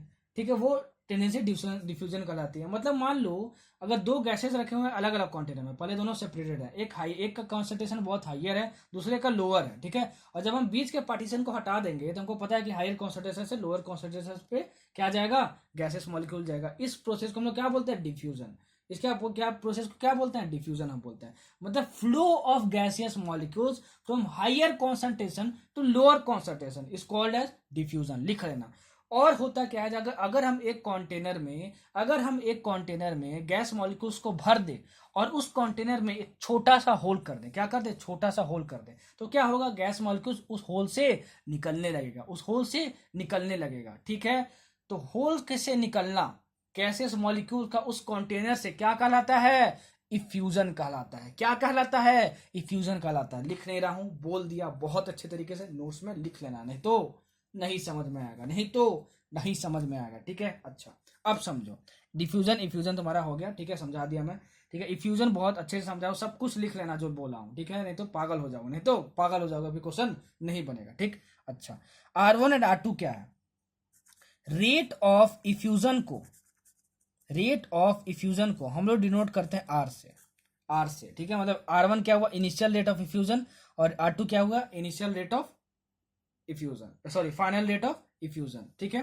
रेट ऑफ इफ्यूजन को इससे डिनोट करते हैं, रेट ऑफ इफ्यूजन, या फिर इसको डिफ्यूजन भी बोल सकते हैं, ठीक है। डिफ्यूजन को हम लोग आर से डिनोट करते हैं, ठीक है। इसका जो फॉर्मूला होता है वो होता है वॉल्यूम ऑफ गैस इफ्यूज मतलब क्या, होल से कितना निकला, या डिफ्यूज्ड मतलब कितना बहा, बाई टाइम टेकन। अगर वॉल्यूम ऑफ गैस को मैंने V से डिनोट किया है और इसको T से डिनोट किया है, तो रेट ऑफ इफ्यूजन या डिफ्यूजन को R is equal to volume by T से हम लोग डिनोट करेंगे।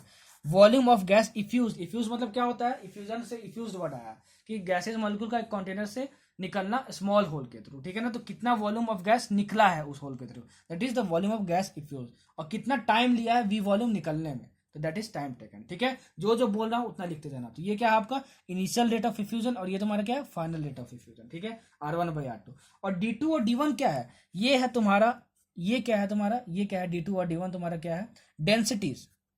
ये तुम्हारी इनिशियल डेंसिटी है, ये तुम्हारी इनिशियल डेंसिटी ऑफ गैस है, और ये तुम्हारी फाइनल डेंसिटी ऑफ गैस है। किसमें, कंटेनर में। अरे भाई, एक कंटेनर अगर रखा हुआ है और इसमें तुम होल बना दोगे, इसमें कुछ गैसेज मॉलिक्यूल्स हैं, ये निकलना यहाँ से शुरू हो जाएंगे, तो density equal to mass by volume होता है। तो अगर इसमें से गैस निकलने गया तो इसमें इस कंटेनर में मास कम होते जाएगा, और मास कम होते जाएगा मतलब डेंसिटी चेंज होगी। इसीलिए मैंने बोला है यहाँ पे कि इनिशियल डेंसिटी D1 है और फाइनल डेंसिटी कुछ ना कुछ D2 हो जाएगी। समझ में आया, नहीं समझ में आया तो जो बोल रहा हूँ, जो लिख रहा हूँ, दोनों को बेसिस पे जल्दी नोट्स बनाओ, ठीक है। समझ में आया आपको, ठीक है। R1/R2 equal to under D2/D1, ठीक है। इस फॉर्मूले को आप ये भी लिख सकते हो, R1/R2 is equal to under root M2/M1। जो बोल रहा हूं सब कुछ याद कर लेना। M2 M1 क्या है, मॉलिक्यूलर मास है, क्या है, मॉलिक्यूलर मास है, क्या है, मॉलिक्यूलर मास है, क्या है, मॉलिक्यूलर मास है। M1 initial molecular mass, M2 final molecular mass, ठीक है, फाइनल मॉलिक्यूलर मास। अब देखो इनिशियल फाइनल ये क्या बोल रहा हूँ, ये दो गैसेस के लिए बोल रहा हूँ, ठीक है, ये दो गैसेस के लिए बोल रहा हूँ। अगर तुम्हारे पास दो गैसेज हैं A एंड B, मतलब फर्स्ट एंड सेकेंड, तो R1 तुम्हारा क्या है, रेट ऑफ इफ्यूजन और डिफ्यूजन ऑफ फर्स्ट गैस, ठीक है, वो है तुम्हारा क्या, initial rate of diffusion. Final rate of diffusion किसके लिए बोल रहा हूँ, गैस 2 के लिए बोल रहा हूँ, ठीक है। तो R2 हो गया अंडर रूट D2/D1, मतलब कि फर्स्ट गैस का अगर रेट ऑफ इफ्यूजन दिया है, सेकंड गैस का रेट ऑफ इफ्यूजन दिया है, फर्स्ट गैस की डेंसिटी दी है, तो सेकंड गैस की डेंसिटी निकालना होगा, तो आप ये निकाल लोगे, ठीक है। इसलिए कंफ्यूज मत होना कि सर इनिशियल और फाइनल क्या बोल रहे थे, कि दो अलग अलग गैसेस के लिए फर्स्ट गैस 1 है और दूसरा गैस 2 है। समझ में आया। और ये दोनों फॉर्मूले तभी अप्लीकेबल हैं जब टेम्परेचर एंड प्रेशर दोनों कांस्टेंट हो। याद रखना। आपके निट के सिलेबस की बात करें तो आपके निट के सिलेबस में यही है, लेकिन कभी कभार होता क्या है कि एनटीए वाले का दिमाग घूम गया, तो इन दोनों में से किसी को वेरिएबल बना देंगे, टेम्परेचर और प्रेशर में से, ठीक है, टेम्परेचर और प्रेशर में से। अच्छा, अगर मान low temperature and pressure constant question में गिवन हुआ, तो हम लोग ये दोनों फॉर्मूले से कोई भी यूज कर लेंगे। डेंसिटी अगर पूछेगा तो डेंसिटी, ये मॉलिक्यूलर मास पूछेगा तो ये। ज्यादातर मैं रिकमेंड करूंगा कि ये फॉर्मूला याद रखना, दोनों याद रखना, लेकिन यहाँ से ज्यादा क्वेश्चन आते हैं, ठीक है ना। क्वेश्चन में मेंशन हो जाएगा कि टेम्परेचर एंड प्रेशर कांस्टेंट है, क्वेश्चन अच्छे से पढ़ लेना। अगर क्वेश्चन में लिख दिया कि प्रेशर वेरिएबल है, क्या है, प्रेशर क्या है, वेरिएबल है, प्रेशर क्या है, वेरिएबल है, मतलब कि जो गैस 1 है उसका प्रेशर P1 है और इसका गैस क्या है, P2 है, गैस 2 का प्रेशर क्या है, P2 है, ठीक है, प्रेशर P2 है। तो हम लोग क्या बोलेंगे कि जो R1/R2 होगा वो क्या हो जाएगा, P1/P2 into under root d2/d1, ठीक है। तो यहाँ पे P1 P2 मल्टीप्लाई कर देंगे, ठीक है। वैसे इसमें P1/P2 मल्टीप्लाई कर देंगे इस इक्वेशन में, यार ये भी तो R1/R2 के इक्वल है। P1/P2 is equal to sorry P1/P2 into under root M2/M1, अरे ये भी तो R1/R2 के इक्वल है, ये भी R1/R2 के इक्वल है, तो दोनों एक दूसरे के इक्वल है। तो P1/P2 इसमें मल्टीप्लाई हुआ तो P1/P2 इसमें भी मल्टीप्लाई होगा, ठीक है ना। अच्छा, अगर क्वेश्चन में ये बोल दिया कि ये प्रेशर वेरिएबल है, कि यहाँ पे क्या है, टेम्परेचर कांस्टेंट है, ठीक है ना। अगर क्वेश्चन में ये तुमको बोल दिया कि टेम्परेचर जो है वो वेरिएबल है, टेम्परेचर जो है वो क्या है, वेरिएबल है, एंड प्रेशर तुम्हारा क्या है, कांस्टेंट है, तब तुम्हारा ये जो फॉर्मूला है, तब ये जो तुम्हारा जो फॉर्मूला है वो कैसे बन जाएगा, देखो R1/R2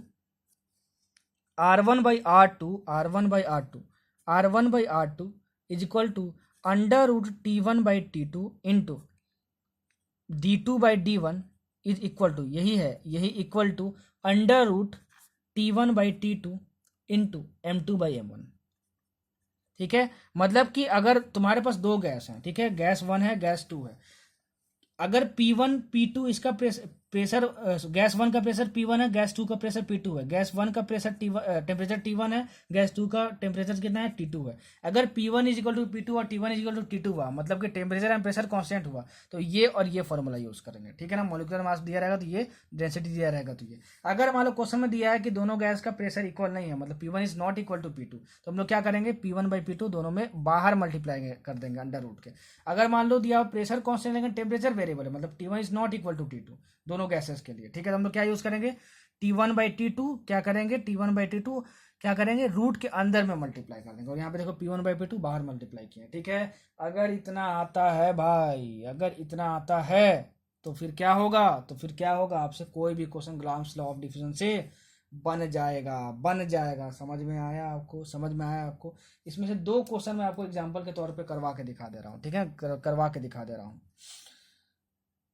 ठीक है। और उसके बाद फिर जो प्रीवियस में आया क्वेश्चन आप बना लेना, बहुत अच्छे तरीके से समझाऊंगा। आप यहाँ से देख सकते हो कि मैं अगर इसको बोलूँ तो यहाँ पे आप ये देख सकते हो, रेट ऑफ इफ्यूजन और diffusion is proportional to 1/√d। तो कभी कभी क्वेश्चन में पूछता है, ठीक है, ग्राम्स लॉ ऑफ डिफ्यूजन का स्टेटमेंट बताओ, तो क्या है, under similar conditions of temperature and pressure the rates of diffusion और effusion of different gases are inversely proportional to the square root of their density. समझे, लिख लेना सब कुछ, बहुत इंपॉर्टेंट है ये। चलो ठीक है, तो फिर देखते हैं क्वेश्चन, ठीक है।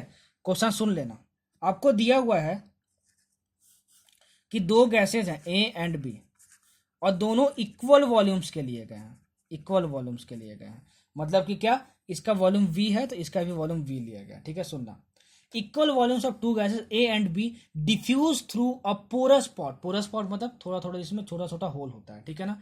अच्छा, उसमें से क्या कर रहा है, गैस डिफ्यूज कर रहा है। अरे सर ने बताया था इसमें तो grams law of diffusion use करेंगे। अरे कहीं भी क्वेश्चन में वर्ड यूज कर दिया ना, डिफ्यूजन या फिर इफ्यूजन वर्ड यूज कर दिया, या फिर गैस किसी होल से लीकेज कर रहा है, तो समझ जाना क्या कि ग्राम्स लॉ ऑफ डिफ्यूजन और इफ्यूजन यूज करना। याद रखना, ठीक है। बच्चे पहचान ही नहीं पाते, कभी भी क्वेश्चन में किसी होल से कुछ निकल रहा है कोई गैस, तो समझ जाना क्या यूज करेंगे, ग्राम्स लॉ ऑफ डिफ्यूजन और इफ्यूजन यूज करेंगे, ठीक है। Equal volumes of two gases A and B ले लिया, V and B equal volume, diffuse through a porous spot in 20 and 10 second, ठीक है। ये गैस एक होल से कितने सेकंड में निकल रहा है, 20 सेकंड्स में निकल रहा है। ये कितने निकल रहा है, 10 सेकंड्स में निकल रहा है, ठीक है। तो आपसे बोल रहा है कि if the molar mass of A, इसका मोलर मास गिवन है आपको A का कितना, 80, तो आपको बोल रहा है कि बताओ मोलर मास ऑफ B कितना होगा। आप बोलोगे सर यहाँ पे तो डिफ्यूजन केस हो रहा है, पोरस स्पॉट से क्या निकल रहा है, गैस निकल रहा है, मतलब क्या, ग्राम्स लॉ ऑफ डिफ्यूजन दिखाएंगे। तो सर यहाँ तो बोला ही नहीं है कि टेम्परेचर और प्रेशर क्या है, कांस्टेंट है कि नहीं है। तो अगर कुछ भी ना गिवन हो तो हम लोग दोनों गैस का टेम्परेचर एंड प्रेशर सेम लेके चलते हैं। तो हम लोग क्या बोलेंगे कि R1/R2, ठीक है, दोनों गैसेस के लिए RA और RB ले रहा हूँ, RA/RB रेट ऑफ डिफ्यूजन और effusion is equal to under root, क्या हम लोग को मोलर मास पूछा है तो हम लोग M2/M1 वाला यूज करेंगे, मतलब M2 मतलब दूसरा गैस, मतलब यहाँ पे दूसरा गैस MB/MA लिख लेंगे यहाँ पे, ठीक है। अच्छा, रेट का फॉर्मूला क्या होता है, देखो यहाँ पे रेट डायरेक्ट नहीं दिया, रेट का फॉर्मूला होता है वॉल्यूम बाई टाइम टेकन। तो इसके लिए वॉल्यूम कितना लिखूंगा, गैस A के लिए V/T मतलब कितना, 20, ठीक है। इसके लिए same volume, equal volumes question में गिवन था, V बाई कितना टाइम लिया, ये 10 is equal to under root क्या, MB/MA मतलब MB/MA, MA दिया हुआ है तुमको 80, ठीक है। देखो यहाँ से V कैंसिल हो गया, ठीक है, और बस एम बी वेरिएबल है, सॉल्व कर लेना, आपको मोलर मास ऑफ बी मिल जाएगा। ठीक है, इतना सिंपल क्वेश्चन आता है, सोचो। ठीक है, इतना सिंपल क्वेश्चन आता है। दूसरा क्वेश्चन सुनो, क्वेश्चन में क्या पूछा है, which will diffuse faster, ammonia और CO2। अमोनिया और CO2, अमोनिया किसको बोलते हैं हम लोग, NH3 को बोलते हैं, CO2 तो CO2 है। ठीक है, आपको पता है कि जो रेट ऑफ डिफ्यूजन होता है वो प्रोपोर्शनल होता है 1/√d के। अगर मोलर मास के टर्म में हम बात करें तो रेट ऑफ डिफ्यूजन जो होता है वो प्रोपोर्शनल होता है 1/√m के। ठीक है, क्यों, क्योंकि हम R1/R2 √m2/m1 भी तो लिखते हैं। ठीक है, अच्छा, तो कौन डिफ्यूज फास्ट करेगा। ठीक है, तो रेट ऑफ डिफ्यूजन उसका फास्ट होगा, रेट ऑफ डिफ्यूजन उसका जो फास्ट होगा जिसका मोलर मास क्या हो, कम हो, जिसका मोलर मास का क्या हो, कम हो।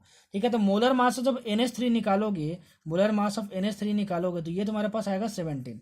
ठीक है, 14 + 3 17। ठीक है, और मोलर मास ऑफ CO2 जब निकालोगे तो ये तुम्हारे पास कितना आएगा, 16 32 32 और 12 मतलब 44 आएगा। ठीक है, तो देखो जरा बताओ किसका मोलर मास कम है, जिसका मोलर मास कम होगा उसका रेट ऑफ डिफ्यूजन ज्यादा होगा, तो मोलर मास NH3 का कम है, मतलब रेट ऑफ डिफ्यूजन किसका ज्यादा होगा, NH3 का ज्यादा होगा। सो NH3 विल डिफ्यूज फास्टर।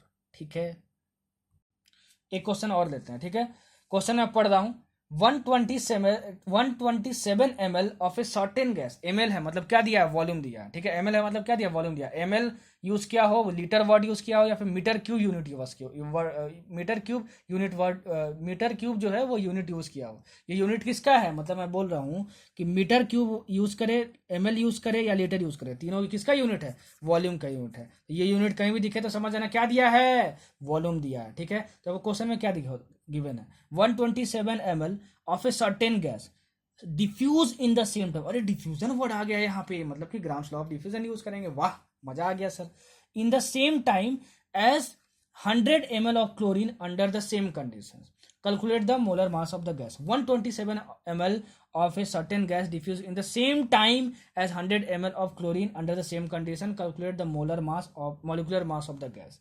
ठीक है ना। अच्छा, एक गैस आपको दिया है Cl2, तो उसका तो आपको मोलिकुलर मास आराम से निकाल लोगे, उसका मोलिकुलर मास आप आराम से निकाल लोगे।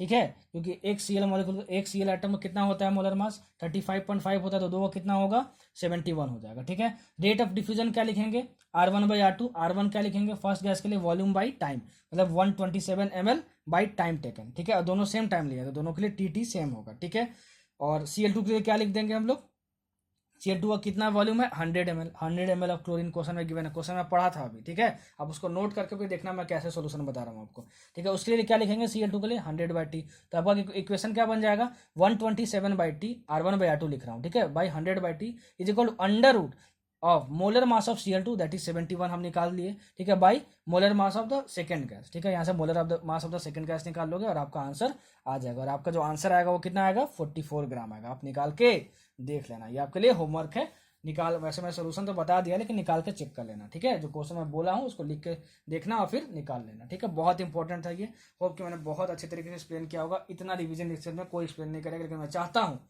कि आप केमिस्ट्री बहुत अच्छे तरीके से करोगे। ठीक है, बहुत अच्छे तरीके से करोगे। अब देखो, अब हमको आगे इसमें पढ़ना है काइनेटिक थ्योरी ऑफ गैसेस, वो मैं अपने फिजिक्स क्रैश कोर्स में अलग से 2 घंटे की वीडियो में पढ़ाया हूँ आपको, kinetic theory of gases. Please आप वहां पे जाके देखो, वहां जो जो फॉर्मूले हैं, ठीक है, सारे फॉर्मूले यहाँ पे अप्लीकेबल होंगे।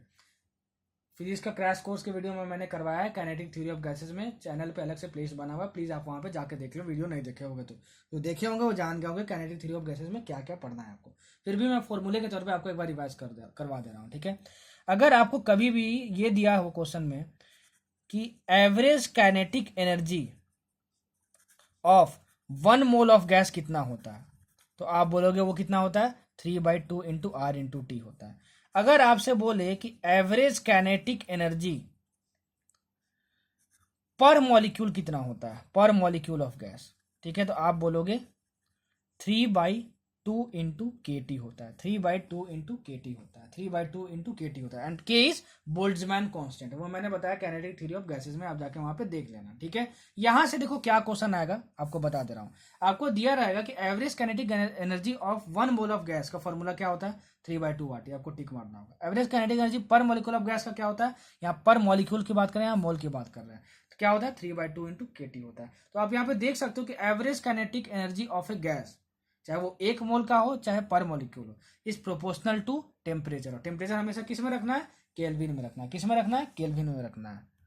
अच्छा, अब काइनेटिक थ्योरी ऑफ गैसेस में मैंने आपको ये भी पढ़ाया था, ठीक है, कि at a particular temperature different molecules of a gas have different speeds. मतलब कि अगर अगर अगर एक कंटेनर में किसी भी गैस को हम भर दें और उसको किसी टेम्परेचर पर रखें, तो बहुत सारे जो मॉलिक्यूल्स होते हैं उनके पास कुछ और स्पीड होती है, बहुत सारे मॉलिक्यूल्स जो होते हैं उनके पास कुछ और स्पीड होती है। तो 3 तरह की जो स्पीड है वो पॉसिबल है। किसके लिए? किसके लिए 3 तरह की स्पीड पॉसिबल है? किसके लिए? गैसेस के लिए। और वो तीनों स्पीड कौन कौन सी हैं? Average speed, most probable speed and what? Root mean square speed. सब में मैं पढ़ा चुका हूँ, सब मैं पढ़ा चुका हूँ, थर्मोडायनेमिक्स वाले में और काइनेटिक थ्योरी ऑफ गैसेस में सब कुछ मैं पढ़ा चुका हूँ। ठीक है, यहाँ पे बस रिवाइज करवा देता हूँ चीज़ों को। काइनेटिक थ्योरी ऑफ गैसेस में पढ़ा चुका हूँ, तो यहाँ मैं टाइम वेस्ट नहीं करूंगा। ठीक है, देखो क्या क्वेश्चन आएगा, कैसे आएगा, मैं बता देता हूँ आपको। आपको root mean square speed, root mean square speed, ठीक है, इसको बोलते हैं, इसको क्या बोलते हैं? वी आर एम एस बोलते हैं।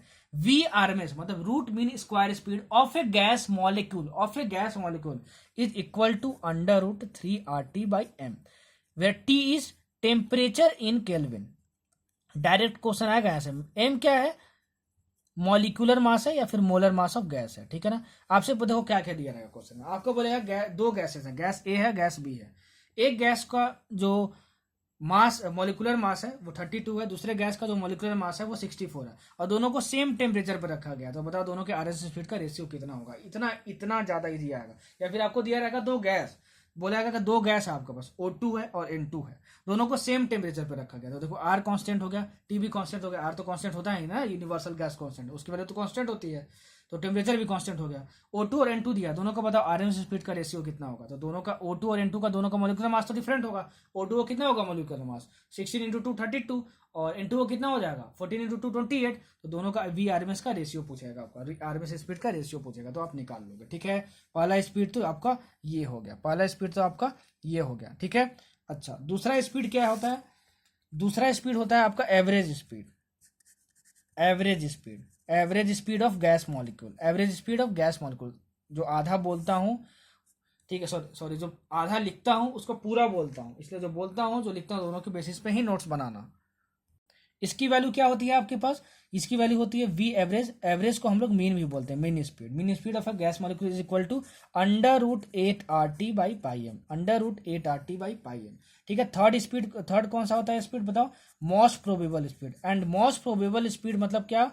कि गैसे most probable speed, majority of gas molecules के पास यही वाली स्पीड होती है। मतलब मेजॉरिटी ऑफ गैसेस कंटेनर में किसी पार्टिकुलर टेम्परेचर पे इसी स्पीड से मूव करते हैं। ठीक है, उसकी वैल्यू क्या होती है जरा बताना। तो मोस्ट प्रोबेबल स्पीड की इसको MPS से डिनोट करते हैं, MPS। उसकी वैल्यू होती है under root 2RT by capital M. TM क्या है मैंने बता चुका आपको। ठीक है, तो आपसे यही पूछेगा, आपको दिया रहेगा दो गैस O2 N2 दिया रहेगा, बोलेगा सेम टेम्परेचर पे दोनों पर रख दिए, अब बताओ कि दोनों का मोस्ट प्रोबेबल स्पीड का रेशियो क्या होगा। ठीक है, तो आप बोलोगे कि मैं यहाँ से निकाल लूंगा 2RT, तो कांस्टेंट हो गया दोनों गैसेस के लिए, मॉलिक्यूलर मास निकाल लूंगा O2 और N2 का, मैंने अभी बताया जस्ट, और दोनों का रेशियो निकालना, बस यही पूछेगा आपसे। ठीक है, कभी कभार आपसे पूछ लेता है, कभी कभार आपसे जो पूछ लेता है वो पूछ लेता है कि वी आरएमएस, ठीक है, V RMS is to V average is to V most probable speed का बताओ रेशियो कितना होगा। तो ये जो रेशियो आता है,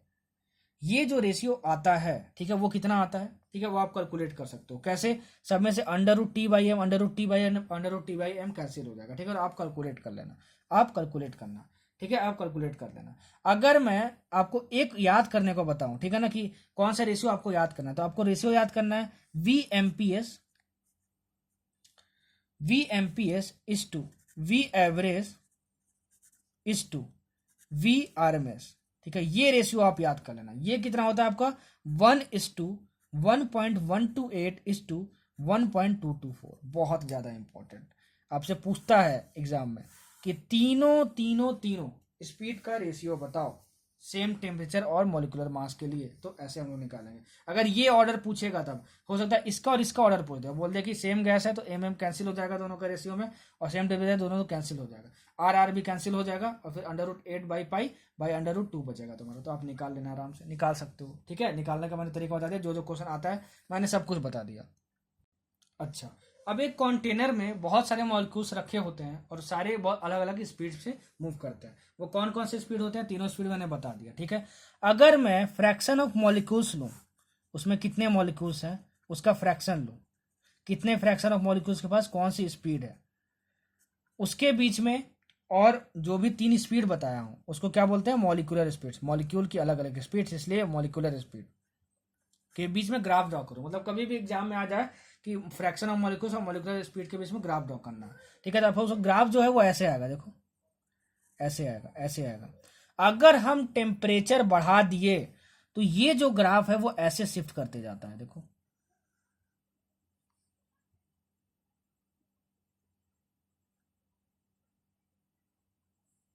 ऐसे शिफ्ट करते जाता है। आप देख सकते हो कि ये T1 टेम्परेचर पे है, ये T2 टेम्परेचर पे है, और ये ग्राफ T3 टेम्परेचर पे ग्राफ ड्रॉ किया गया है। And T3 is greater than T2 is greater than T1 होगा इस कंडीशन में, ठीक है। तो आपको ग्राफ ड्रॉ कर देगा, बताओ T1 T2 T3 में क्या रिलेशन होगा? ये टेम्परेचर है, ठीक है। तो आप ये आपको टिक मारना पड़ेगा। आप देख रहे होगे कि इसका जो पीक पॉइंट है, ठीक है, फ्रैक्शन ऑफ मॉलिक्यूल्स का, वो शिफ्ट होते जा रहा है और नीचे आते जा रहा है। देखो यहाँ पहले था, फिर यहाँ पे आ गया, फिर यहाँ पे आ गया, ठीक है। ये ऑब्जर्वेशन ध्यान में रखना, ठीक है। और fraction of molecules and molecular speed में जब भी ग्राफ ड्रॉ करके दिया रहेगा आपको, ठीक है ना। और ये क्या है? Fraction of molecules. इसको मैं एन से डिनोट कर दे रहा हूँ, ठीक है ना, फ्रैक्शन ऑफ मॉलिक्यूल्स को एन से। तो आपका ग्राफ ऐसा कुछ बनेगा। आपको कभी कभार तीन पॉइंट दिया रहेगा, एक ऐसा पॉइंट दिया रहेगा, एक यहाँ पॉइंट दिया रहेगा, और एक यहाँ पे पॉइंट दिया रहेगा, एक यहाँ पे पॉइंट दिया रहेगा, ठीक है ना। और बोलेगा इसके करस्पॉन्डिंग यहाँ पे पॉइंट ए है, इसके करस्पॉन्डिंग पॉइंट यहाँ पे बी है, इसके करस्पॉन्डिंग पॉइंट यहाँ पे सी है। तो बताओ ए बी सी पॉइंट किसको डिनोट कर रहा है? ए बी सी पॉइंट किसको डिनोट कर रहा है? तो मैं बोलूंगा कि जो ए पॉइंट है, ठीक है, वो मोस्ट प्रोबेबल स्पीड को डिनोट कर रहा है, मोस्ट प्रोबेबल स्पीड को डिनोट कर रहा है, ठीक है। और बी जो तुम्हारा है वो किसको डिनोट कर रहा है? बी जो तुम्हारा है वो डिनोट कर रहा है एवरेज स्पीड को। किसको कर रहा है? एवरेज स्पीड को। और जो तुम्हारा जो सी पॉइंट है, सी पॉइंट, वो किसको डिनोट कर रहा है? वो डिनोट कर रहा है तुम्हारा आरएमएस स्पीड को, आरएमएस स्पीड को, ठीक है। तो याद रखना, ऐसे भी क्वेश्चन पूछ सकता है। ग्राफ बना के दे देगा, बताओ, बोलेगा कि बताओ ए बी सी कौन से पॉइंट को डिनोट कर रहा है। यहाँ से ऐसे ऐसे क्वेश्चन आ सकते हैं। अब देखो, अब बढ़ते हैं आगे, और आगे हम लोग पढ़ेंगे रियल गैसेस के बारे में। किसके बारे में पढ़ेंगे? Real gases. रियल गैसेस मतलब क्या? जो आइडियल बिहेवियर फॉलो नहीं करता है। रियल गैसेस मतलब जो आइडियल बिहेवियर फॉलो नहीं करता है, मतलब कि PV is equal to NRT उसके लिए अप्लीकेबल नहीं होगा, उसके लिए अप्लीकेबल नहीं होगा। अच्छा, समझ में आया?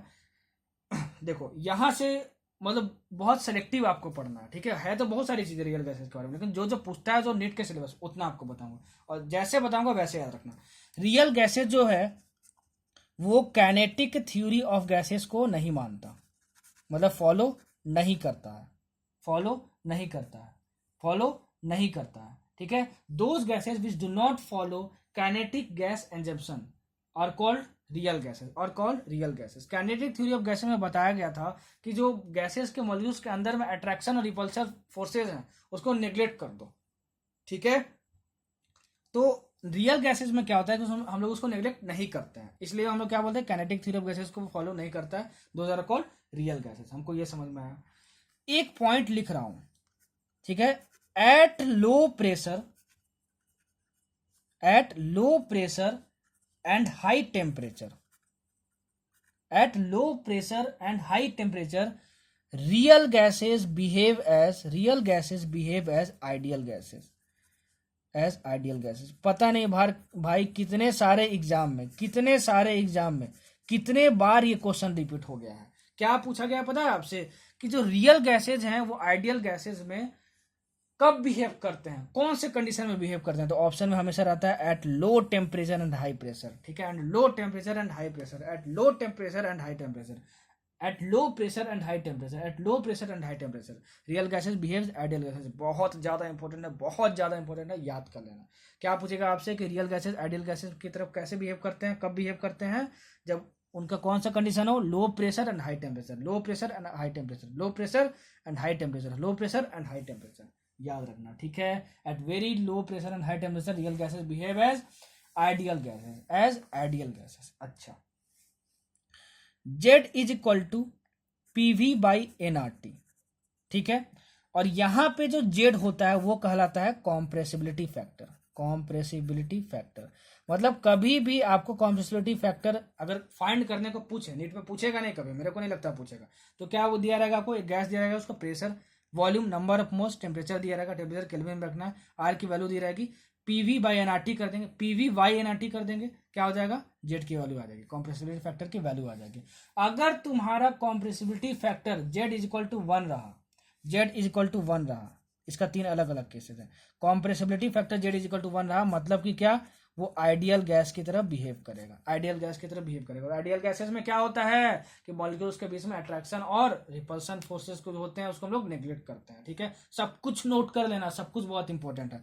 अगर compressibility factor Z is greater than 1 हुआ, जेड ग्रेटर देन 1 हुआ, ठीक है, तो हम लोग बोलते हैं कि आइडियल गैस बिहेवियर फॉलो नहीं करता है, आइडियल गैस बिहेवियर फॉलो नहीं करता है, और हम लोग इसको बोलते हैं positive deviation, positive deviation, positive deviation from ideal gas, positive deviation from ideal gas behaviour. मतलब कि आइडियल गैस बिहेवियर तो नहीं दिखा रहा है, लेकिन बताओ पॉजिटिव डेविएशन दिखा रहा है कि नेगेटिव डेविएशन, तो आप बोलोगे पॉजिटिव डेविएशन। याद रखना, आपसे क्या पूछेगा कि बताओ positive deviation of from ideal gas behaviour के लिए कौन सा केस होता है, तो compressibility factor is greater than 1 होता है, ठीक है, इज ग्रेटर देन 1 होता है, ठीक है। और फिर जो अब एक स्टेटमेंट बोल रहा हूं उसको भी लिख लेना, in this case repulsive forces between gas molecules are greater than the attractive forces, so such gases can't be liquefied easily, can't be liquefied easily, ठीक है। इसको नोट कर लेना, इसको नोट कर लेना, इसको नोट कर लेना, ठीक है, ठीक है। समझ में आया आपको, समझ में आया आपको। अच्छा, अब तीसरा केस क्या हो सकता है आपका, Z is less than 1, Z is less than 1। इस केस में भी वो आइडियल गैस, आइडियल किस गैस की तरह बिहेव नहीं करता है, आइडियल गैस की तरह बिहेव नहीं करता है। इसको हम लोग बोलते हैं negative deviation, negative deviation from ideal gas behaviour, ठीक है। आपसे क्या बोलेगा बताओ, negative deviation from ideal gas behaviour दिखाना है तो कॉम्प्रेसिबिलिटी फैक्टर क्या होना चाहिए, should be greater than, should be less than 1 होना चाहिए, और ऑप्शन में होगा आपको उसको टिक मारना पड़ेगा। और इस केस में क्या होगा, इस केस में क्या होगा, Z is less than 1 signifies that attractive forces between gas molecules are higher than the repulsive forces, so this type of gases can be liquefied easily। याद रखना कि आपसे क्वेश्चन ये भी पूछ सकते हैं कि बताओ कौन से गैसेस जल्दी लिक्विफाइड किए जा सकते हैं, जिसका कि जेड लेस देन 1 हो, जेड मतलब क्या, कॉम्प्रेसिबिलिटी फैक्टर लेस देन 1 हो, लेस देन 1 हो, ठीक है। समझ में आया, समझ में आया, ठीक है। अगर हम पीवी और पी के बीच में ग्राफ ड्रॉ किए, ठीक है, पीवी और पी के बीच में ग्राफ ड्रॉ किए, तो अगर मान लो कोई ऐसा गैस है जिसका कि ग्राफ पीवी और पी में पैरेलल आ रहा है इस एक्सिस के, तो ये आइडियल गैस बिहेवियर को शो करेगा, ठीक है, आइडियल गैस बिहेवियर को शो करेगा, याद कर लेना, ठीक है। अगर मान लो ऐसा ग्राफ है, ऐसा ग्राफ है, ऐसा ग्राफ है, आपको बोलेगा बताओ ये ए गैस के लिए ड्रॉ किया गया है, ये बी के लिए किया गया है, ये सी के लिए किया गया है, और डी के लिए गया है। ग्राफ किसके बीच में ड्रॉ किया जा रहा है, पीवी और पी के बीच में। कौन आइडियल गैस बिहेवियर शो कर रहा है, आप बोलोगे सर आपने तो बताया है कि जो पैरेलल होगा वही आइडियल गैस बिहेवियर शो करेगा, तो ये वाला जो गैस है वो आइडियल गैस बिहेवियर शो कर रहा है। ए बी सी जो है क्या कर रहा है, आइडियल गैस बिहेवियर शो नहीं कर रहा है। समझ में आया, समझ में आया, ठीक। देखो आगे एक ग्राफ और बहुत ज्यादा इंपॉर्टेंट है जो एनसीईआरटी में दिया हुआ है, जहां से क्वेश्चन आया तो नहीं है लेकिन पूछ सकता है, ठीक है, मेरे एक्सपीरियंस के हिसाब से। जब पी और वी के बीच में ग्राफ ड्रॉ करोगे आइडियल गैस के लिए और रियल गैस के लिए, आइडियल गैस के लिए और रियल गैस के लिए, तो ये ग्राफ कुछ ऐसा आता है। देखो ये जो ग्राफ ड्रॉ किया गया पी और वी के बीच में, वो रियल गैस के लिए है ये वाला ग्राफ, और ये वाला जो ग्राफ है, ये वाला जो ग्राफ है वो किसके लिए है, आइडियल गैस के लिए, किसके लिए, आइडियल गैस के लिए। तो आपको पी और वी में ग्राफ ड्रॉ कर देगा और बोलेगा बताओ ये वाला जो ऊपर वाला है पार्ट, ठीक है, वो किसके लिए है, तो आप बोलोगे रियल गैस के लिए, और ये जो अंदर वाला पार्ट है वो किसके लिए है, आइडियल गैस के लिए, ठीक। अच्छा अब बढ़ते हैं आगे, ठीक है, और कुछ और देखते हैं। देखो हमारा जो कॉम्प्रेसिबिलिटी फैक्टर है उसका एक और फॉर्मूला होता है real volume by ideal volume, ठीक है। मतलब कि अगर गैस रियल होता तो उसका वॉल्यूम कितना होता, ठीक है ना। मतलब हम लोग PV is equal to NRT से किसी गैस का जब वॉल्यूम निकालते हैं वी, तो ये होता है हमारा आइडियल वॉल्यूम। क्वेश्चन में आपको रियल वॉल्यूम दिया रहेगा, तो कभी भी V real by V ideal दिया हो, मतलब आपको बोल दिया जाए कि कोई गैस है, ठीक है ना, ठीक है, उसके लिए रियल वॉल्यूम इतना है वो ऑक्यूपाई कर रहा है। ठीक है, तो बताओ कॉम्प्रेसिबिलिटी फैक्टर कितना होगा, उसको प्रेशर गिवन होगा, नंबर ऑफ मोल्स और टी गिवन होगा। तो P V is equal to NRT से आइडियल वॉल्यूम निकाल लोगे, इस वी को आइडियल वॉल्यूम बोलते हैं, और वी रियल दिया रहेगा तो कॉम्प्रेसिबिलिटी फैक्टर आ जाएगा। यहाँ से क्वेश्चन नहीं पूछेगा, लेकिन मुझे लगता है कि अगर पूछ दिया तो क्या करना चाहिए आपको, तो मैंने आपको बता दिया। So compressibility factor is also the ratio of actual volume of the gas to the ideal volume of the gas. ठीक है, अच्छा अब आगे बढ़ते हैं रियल गैसेस के इक्वेशन पे। और रियल गैसेस का जो इक्वेशन होता है उसको हम लोग बोलते हैं wonder walls equation. Wonder walls equation, इससे भी बहुत बहुत बहुत बहुत ज्यादा क्वेश्चन आता है, बहुत इंपॉर्टेंट है। ठीक है, इसका जो इक्वेशन होता है वो क्या होता है, P plus a n square y V square into V minus n V is equal to n R T. ठीक है, टी पता है टेम्परेचर इन केल्विन, एन पता है, एन पता है, एन पता है क्या होता है number of moles, number of moles of gas, P क्या होता है प्रेशर, वी क्या होता है वॉल्यूम। ठीक है, and a and b are क्या constants, a and b are क्या कॉन्स्टेंट। ठीक है, ये इक्वेशन याद रखना आपको, इक्वेशन दिया रहेगा। ठीक है, इक्वेशन दिया रहेगा, बोलेगा बताओ कौन सा वंडर वाली इक्वेशन है, मतलब कौन रियल गैस का इक्वेशन सही है। तो बस इसको इक्वेशन को याद रखना। अगर 1 मोल ऑफ गैस के लिए लिखे तो एन क्या है नंबर ऑफ मोल्स है। ठीक है, तो number of moles of gas कितना हो जाए, अगर 1 हो जाए तो एन इज इक्वल टू 1 हो जाए तो इक्वेशन कैसा बन जाएगा, P plus a y V square, क्योंकि एन स्क्वायर 1 हो जाएगा। ठीक है, और v माइनस 1 इंटू बी मतलब v minus b equal to R T हो जाएगा। तो फॉर 1 मोल ऑफ गैस, ये जो रियल गैस इक्वेशन है मतलब वंडर वाल्स इक्वेशन इसको बोलते हैं, वंडर वाल्स इक्वेशन बोलते हैं, वो इसमें कन्वर्ट हो जाएगा, इसमें कन्वर्ट हो जाएगा, इसमें कन्वर्ट हो जाएगा। ठीक है, अब देखो यहाँ से क्वेश्चन क्या क्या पूछता है। ठीक है, 2 पॉइंट है, बहुत ज्यादा इंपॉर्टेंट है, बहुत सारे जगह रिपीट हुआ है, बहुत एग्जाम में रिपीट हुआ है, इसलिए अच्छे से समझ लो। ठीक है, क्या यहाँ से क्वेश्चन पूछा जाता है। यहाँ पे ए और बी जो है ना वो कांस्टेंट है, यहाँ पे जो ए है ठीक ना, वो क्या होता है एक वंडरवाल कांस्टेंट होता है। इस कांस्टेंट को क्या बोलते हैं, ए और बी को वंडरवाल कांस्टेंट बोलते हैं। ए जो है वो इंडिकेट करता है intermolecular forces of attraction between gas molecules. याद रखना, क्वेश्चन में यही पूछा जाता है कि वंडर वॉल्स इक्वेशन में बताओ ए क्या डिनोट करता है, तो आप बोलोगे intermolecular forces of attraction between gas molecules. ठीक है, बी क्या डिनोट करता है, देखो बी क्या डिनोट करता है, बी डिनोट करता है आपका इफेक्टिव साइज ऑफ मॉलिक्यूल। क्या डिनोट करता है, इफेक्टिव साइज ऑफ मॉलिक्यूल, मतलब मॉलिक्यूल का जो गैस मॉलिक्यूल है उसका इफेक्टिव साइज क्या है। ठीक है, वो क्या डिनोट करता है, बी डिनोट करता है। तो क्वेश्चन आपसे क्या पूछता है, मतलब वंडरवाल इक्वेशन में जो वंडरवाल कांस्टेंट ए बी होते हैं वो किस चीज को डिनोट करते हैं, तो ए एंड बी याद रख लेना इसको, बहुत बहुत ज्यादा इंपॉर्टेंट। ठीक है, अब देखो अगर ए की वैल्यू जितना ज्यादा होगी उस गैस का लिक्विफिकेशन उतना ही ज्यादा इजिली पॉसिबल होगा। ठीक है, मतलब कि 2 गैसेज है तुम्हारे पास, सपोज करो N2 है तुम्हारे पास और O2 है, उसकी ए की वैल्यू दी है, इसकी मान लो तुम्हारे पास 1 दी है, इसकी वैल्यू तुम्हारे पास 2 दी है। ए की वैल्यू की बात कर रहा हूँ, इस ए की वैल्यू की बात कर रहा हूँ। तो आपको पूछा जाएगा कि which gas can be liquefied easily, तो आप बोलोगे सर ने बताया था कि ए की वैल्यू जिसकी ज्यादा होगी वो ज्यादा जल्दी इजी लिक्विफाई किया जा सकता है, इजिली लिक्विफाई किया जा सकता है। तो O2 जो है वो जल्दी क्या लिक्विफाई किया जा सकता है, लिक्विफाई ज्यादा जल्दी किया जा सकता है। ठीक है ना, ठीक है, समझ में आया आपको। ठीक है, तो याद रखना कि, और हाँ अच्छा बी से क्या क्वेश्चन आएगा सुनो, हमने क्या बताया कि ए इज प्रोपोर्शनल टू क्या, easy liquefaction, a is proportional to easy liquefaction. Liquefaction मतलब होता है किसी भी गैस को वाटर में चेंज करना, मतलब लिक्विड में चेंज करना, इज कॉल्ड लिक्विफिकेशन। मतलब the process of converting a gas into liquid is called liquefaction। और B जो होता है वो इनवर्सली प्रोपोर्शनल टू होता है इजी लिक्विफिकेशन के। ठीक है, मतलब कि the value of A is directly proportional to Eg of liquefaction of the gas, but B is inversely proportional to the liquefaction of the gas. ठीक है ना, तो अगर मान लो कि बी की वैल्यू आपको क्वेश्चन में गिवन है, 2 गैस है तुम्हारे पास, बी की वैल्यू गिवन है पहले गैस के लिए 2 और बी की वैल्यू दूसरे गैस के लिए गिवन है 4। बताओ किसको जल्दी इजिली लिक्विफाई किया जा सकता है, तो आप बोलोगे कि बी की वैल्यू गिवन है तो इजिली लिक्विफाई किसको किया जा सकता है, जिसकी की वी ज्यादा हो, जिसकी बी कम हो। ठीक है, जिसकी बी कम हो, इसकी बी कम है, इस बी की वैल्यू कम है इस गैस के लिए, तो इसको इजिली जल्दी लिक्विफाई किया जा सकता है, ठीक है। और ए के केस में क्या होता था कि ए की वैल्यू जिसकी ज़्यादा होगी उसी गैस को इजिली लिक्विफाई किया जा सकता है। तो ए और बी से हम लोग ऐसे पहचानते हैं। ये बहुत ज़्यादा इंपॉर्टेंट है, बहुत ज़्यादा इंपॉर्टेंट है, बहुत बार इससे नेट में क्वेश्चन पूछा हुआ है और अलग अलग एग्जाम में। इसको याद कर लेना कि ए की वैल्यू देखने के लिए जिस गैस की ए की वैल्यू ज़्यादा होगी वो जल्दी इजिली लिक्विफाई किया जा सकता है। जिस गैस की बी की वैल्यू कम होगी, ठीक है, उसको लिक्विफाई करना डिफिकल्ट होगा, उसको लिक्विफाई करना ज़्यादा आसान होगा। यहाँ पे इजी लिक्विफिकेशन लिखा है ना, फिर से सुन लो कि जिसकी ए की वैल्यू ज़्यादा होगी जिस गैस के लिए, उसको लिक्विफाई करना इजी होगा। जिसकी बी की वैल्यू कम होगी, जिसकी बी की वैल्यू कम होगी उसको लिक्विफाई करना इजी होगा, ठीक है, उसको लिक्विफाई करना इजी होगा।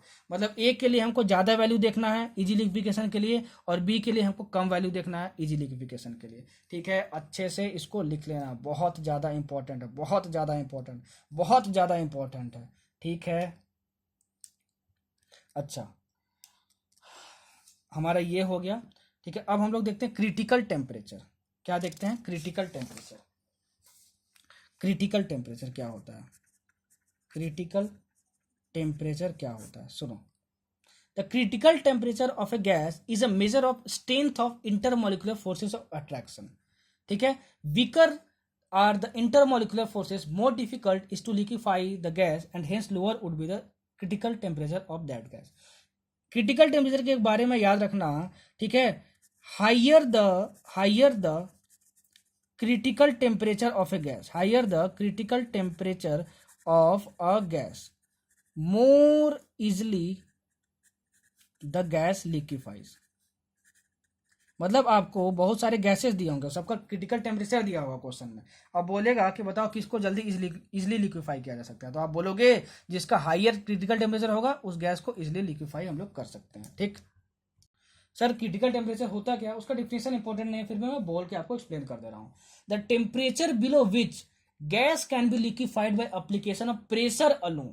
Pressure alone. क्रिटिकल टेम्परेचर एक ऐसा टेम्परेचर है, ठीक है, ऐसा टेम्परेचर है, उस टेम्परेचर पे हम लोग गैस को लिक्विफाई कर सकते हैं सिर्फ प्रेशर लगा के, ठीक है। मतलब हमको सिर्फ प्रेशर लगाना होगा उस गैस पे, ठीक है ना, और प्रेशर लगाना होगा और वो क्या होगा, जो गैस है वो लिक्विड में कन्वर्ट हो जाएगा। वैसा टेम्परेचर क्या कहलाता है? क्रिटिकल टेम्परेचर कहलाता है, क्रिटिकल टेम्परेचर कहलाता है। और उस क्रिटिकल टेम्परेचर की जो वैल्यू होती है उसको हम लोग टीसी से डिनोट करते हैं, वो होती है 8a/27 br। इससे अभी तक न्यूमेरिकल नहीं आया है, लेकिन ऑप्शन में टिक मारने को आ सकता है और इसको आप टिक मार देना। अगर ए और बी की वैल्यू गिवन होगी वंडरवाल कांस्टेंट की, तो आप क्रिटिकल टेम्परेचर निकाल सकते हो, ठीक है। अच्छा, इसी से रिलेटेड क्रिटिकल प्रेशर टर्म आता है, उसको हम लोग पीसी से डिनोट करते हैं, ठीक है। पीसी क्या होता है? The pressure required to liquefy a gas at critical temperature. अगर किसी टेम्परेचर टी, जो कि क्रिटिकल टेम्परेचर है किसी गैस के लिए, हमको उस समय कितना प्रेशर चाहिए किसी गैस को लिक्विफाई करने के लिए। अरे भाई मैंने बताया ना, क्रिटिकल टेम्परेचर पे हमको क्या चाहिए होगा, ठीक है, प्रेशर चाहिए होगा। By application of pressure alone the temperature below which gas can be liquefied is called critical temperature. तो उस प्रेशर पे हम लोग क्या करना होगा, गैस को लिक्विफाई करना होगा, तो वो प्रेशर क्या होगा? क्रिटिकल प्रेशर कहलाएगा। उसकी वैल्यू कितनी हो जाती है? PC is equal to a/27b², a/27b²। और जो क्रिटिकल वॉल्यूम होता है, मतलब कि critical temperature and critical pressure पे जो गैस का वॉल्यूम होता है उसको हम लोग क्रिटिकल वॉल्यूम बोलते हैं, और उसको हम लोग बोलते हैं VC is equal to 3b होता है। तो क्वेश्चन में ये पूछ सकता है कि at critical temperature and pressure what is the volume of 1 mole of gas, what is the volume of 1 mole of gas, ठीक है। तो आप बोलोगे thrice of 3 times of b, 3 times of b, याद रखना, ठीक है। Volume occupied by 1 mole of gas at critical temperature and pressure is called critical volume, that is equal to 3 times of B. आपसे क्वेश्चन में 4 option दे देगा, बोलेगा VC is equal to twice of b, VC is equal to b, VC is equal to 4b, VC is equal to 3b। आपको टिक मारना पड़ेगा, इस पर न्यूमेरिकल नहीं आएगा, आएगा तो 4 ऑप्शन दिया रहेगा, फॉर्मूला आपको टिक मारना रहेगा, ठीक है, ध्यान में रखना, ठीक है। लास्ट टॉपिक और बहुत इंपॉर्टेंट टॉपिक, यहां से भी बहुत ज्यादा क्वेश्चन पूछता है, बिहेवियर ऑफ गैसेस पे। Behaviour of real gases at different pressure and temperature, ठीक है, बहुत क्वेश्चन पूछता है, बहुत इंपॉर्टेंट है, बहुत ज्यादा इंपॉर्टेंट है। देखो क्या पूछेगा आपसे। पहला कंडीशन होता है एट वेरी लो प्रेशर का, at very low pressure, at very low pressure, at very low pressure. अगर किसी भी रियल गैस को हम लोग बहुत ही लो प्रेशर पर रखेंगे तो क्या होगा, वो आइडियल गैस की तरह बिहेव करेगा, आइडियल गैस की तरह बिहेव करेगा, आइडियल गैस की तरह बिहेव करेगा। ठीक है सर, ये तो आप बता ही चुके थे ना कि at very low pressure and high temperature, ठीक है, real gases behave as ideal gases, हमको समझ में आ गया। कॉम्प्रेसिबिलिटी फैक्टर क्या होता है, Z is equal to PV by NRT. ठीक है, तो अगर वेरी लो प्रेशर पे रियल गैसेस आइडियल गैस की तरह बिहेव करेंगे तो आइडियल गैस के लिए क्या होता है, PV is equal to NRT, मतलब दोनों एक दूसरे के इक्वल हो गए, मतलब कि क्या हो जाएगा, दोनों कट जाएंगे और जेड इज इक्वल टू 1 हो जाएगा। मतलब at very low pressure real gases behave as ideal gas and compressibility factor is Z is equal to 1। Second case, at very high temperature, मतलब एट हाई टेम्परेचर की बात करें तो sir आपने बताया था कि at very low pressure and at very high temperature. ठीक है, जो रियल गैसेस होते हैं वो क्या होते हैं, कैसे बिहेव करते हैं, आइडियल गैस की तरह बिहेव करते हैं। तो आइडियल गैस की तरह बिहेव करते हैं तो फिर से पीवी इक्वल टू एनआरटी होगा और पीवी बाई एनआरटी कैंसिल हो जाएगा तो जेड की वैल्यू फिर से 1 आ जाएगी। कॉम्प्रेसिबिलिटी फैक्टर, अरे पहले बताया था ना क्या होता है compressibility factor, PV by NRT. Ideal gases के लिए पीवी इक्वल टू एनआरटी होगा, दोनों कैंसिल होगा तो जेड इक्वल टू 1 हो गया। हमको समझ में आएगा। याद रखना, at very low pressure and very high temperature real gases behave as ideal gases. बहुत बार क्वेश्चन पूछा है यहाँ से, बहुत बार पूछा हुआ। ठीक है, और दोनों के लिए कॉम्प्रेसिबिलिटी फैक्टर क्या हो जाता है, 1 हो जाता है। क्या हो जाता है, 1 हो जाता है। ठीक है, अगर हम मॉडरेट प्रेशर की बात करें, ठीक है, मॉडरेट प्रेशर की बात करें, एट मॉडरेट प्रेशर मतलब ज्यादा ना लो ना ज्यादा हाई, तो मॉडरेट प्रेशर पे जो रियल गैसेस होते हैं वो रियल गैसेस की तरह ही बिहेव करते हैं, रियल गैसेस की तरह ही बिहेव करते हैं। ठीक है, और जो कॉम्प्रेसिबिलिटी फैक्टर होता है ना उसकी वैल्यू जो होती है वो होती है Z is equal to 1 minus n a by R T V. बहुत ज़्यादा इंपॉर्टेंट है, एग्जाम में पूछा जाता है। एन क्या है, नंबर ऑफ मोल्स है। अगर नंबर ऑफ मोल्स 1 हो जाए, मतलब फॉर 1 मोल ऑफ गैस देखे तो जेड की वैल्यू क्या हो जाएगी, 1 minus a by R T V, 1 minus a by R T V. V क्या है, वॉल्यूम, टी क्या है, टेम्परेचर, आर पता है यूनिवर्सल गैस कांस्टेंट, ए क्या है, वंडर वाल्स कांस्टेंट है। तो आपसे पूछता है कि एट मॉडरेट प्रेशर जो कॉम्प्रेसिबिलिटी फैक्टर होता है उसकी वैल्यू क्या होती है, तो आपको इसको टिक मारना होगा, टिक मारना होगा। ठीक है, चौथा आपका देखो, चौथा कंडीशन क्या होता है, चौथा कंडीशन आपका होता है एट हाई प्रेशर। देखो ये एट हाई टेम्परेचर यहाँ पे देखा था, ठीक है ना, यहाँ पे हाई एट हाई प्रेशर देख रहे हैं। तो एट हाई प्रेशर जो कॉम्प्रेसिबिलिटी फैक्टर की जो वैल्यू होती है वो होती है 1 plus P b by R T, 1 plus P b by R T, 1 plus P by R T. बहुत बार पूछा जाता है, अगर कॉम्प्रेसिबिलिटी फैक्टर की वैल्यू पूछेगा आपसे तो most probably at high pressure नहीं पूछेगा। तो याद रखना कितनी होती है, 1 plus P by by 1 plus P b by R T, 1 plus P b by R T. ठीक है, ठीक है, समझ में आया। तो आपका सब कुछ कवर हो गया, कुछ भी छूटा नहीं है।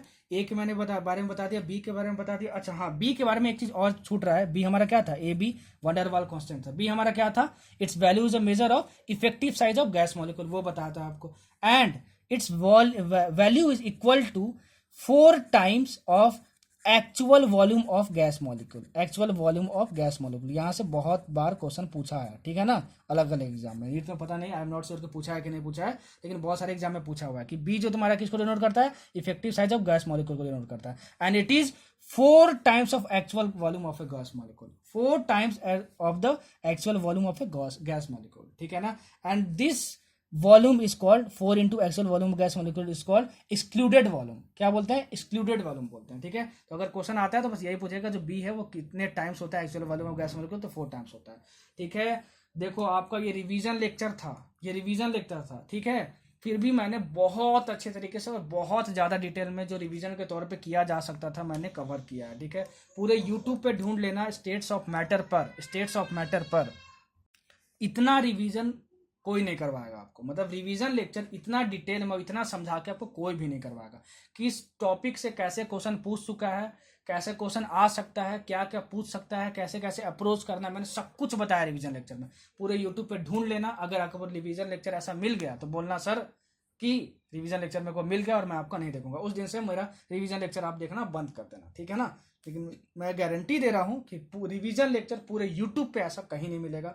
ठीक है, तो प्लीज़ यार मुझे भी सपोर्ट करो। आप लोग थोड़ा दिखाओगे तभी, अपना सपोर्ट दिखाओगे तभी भी मुझे मोटिवेशन मिलेगा और आगे मैं और अच्छा कंटेंट प्रोवाइड करूँगा। ठीक है, तो रिवीजन ऐसा कोई नहीं करवाएगा आपको। मैं बहुत एफर्ट डाल के कंटेंट बनाता हूँ और चाहता हूँ कि कम से कम टाइम में आपको मैक्सिमम आउटपुट मिल सके।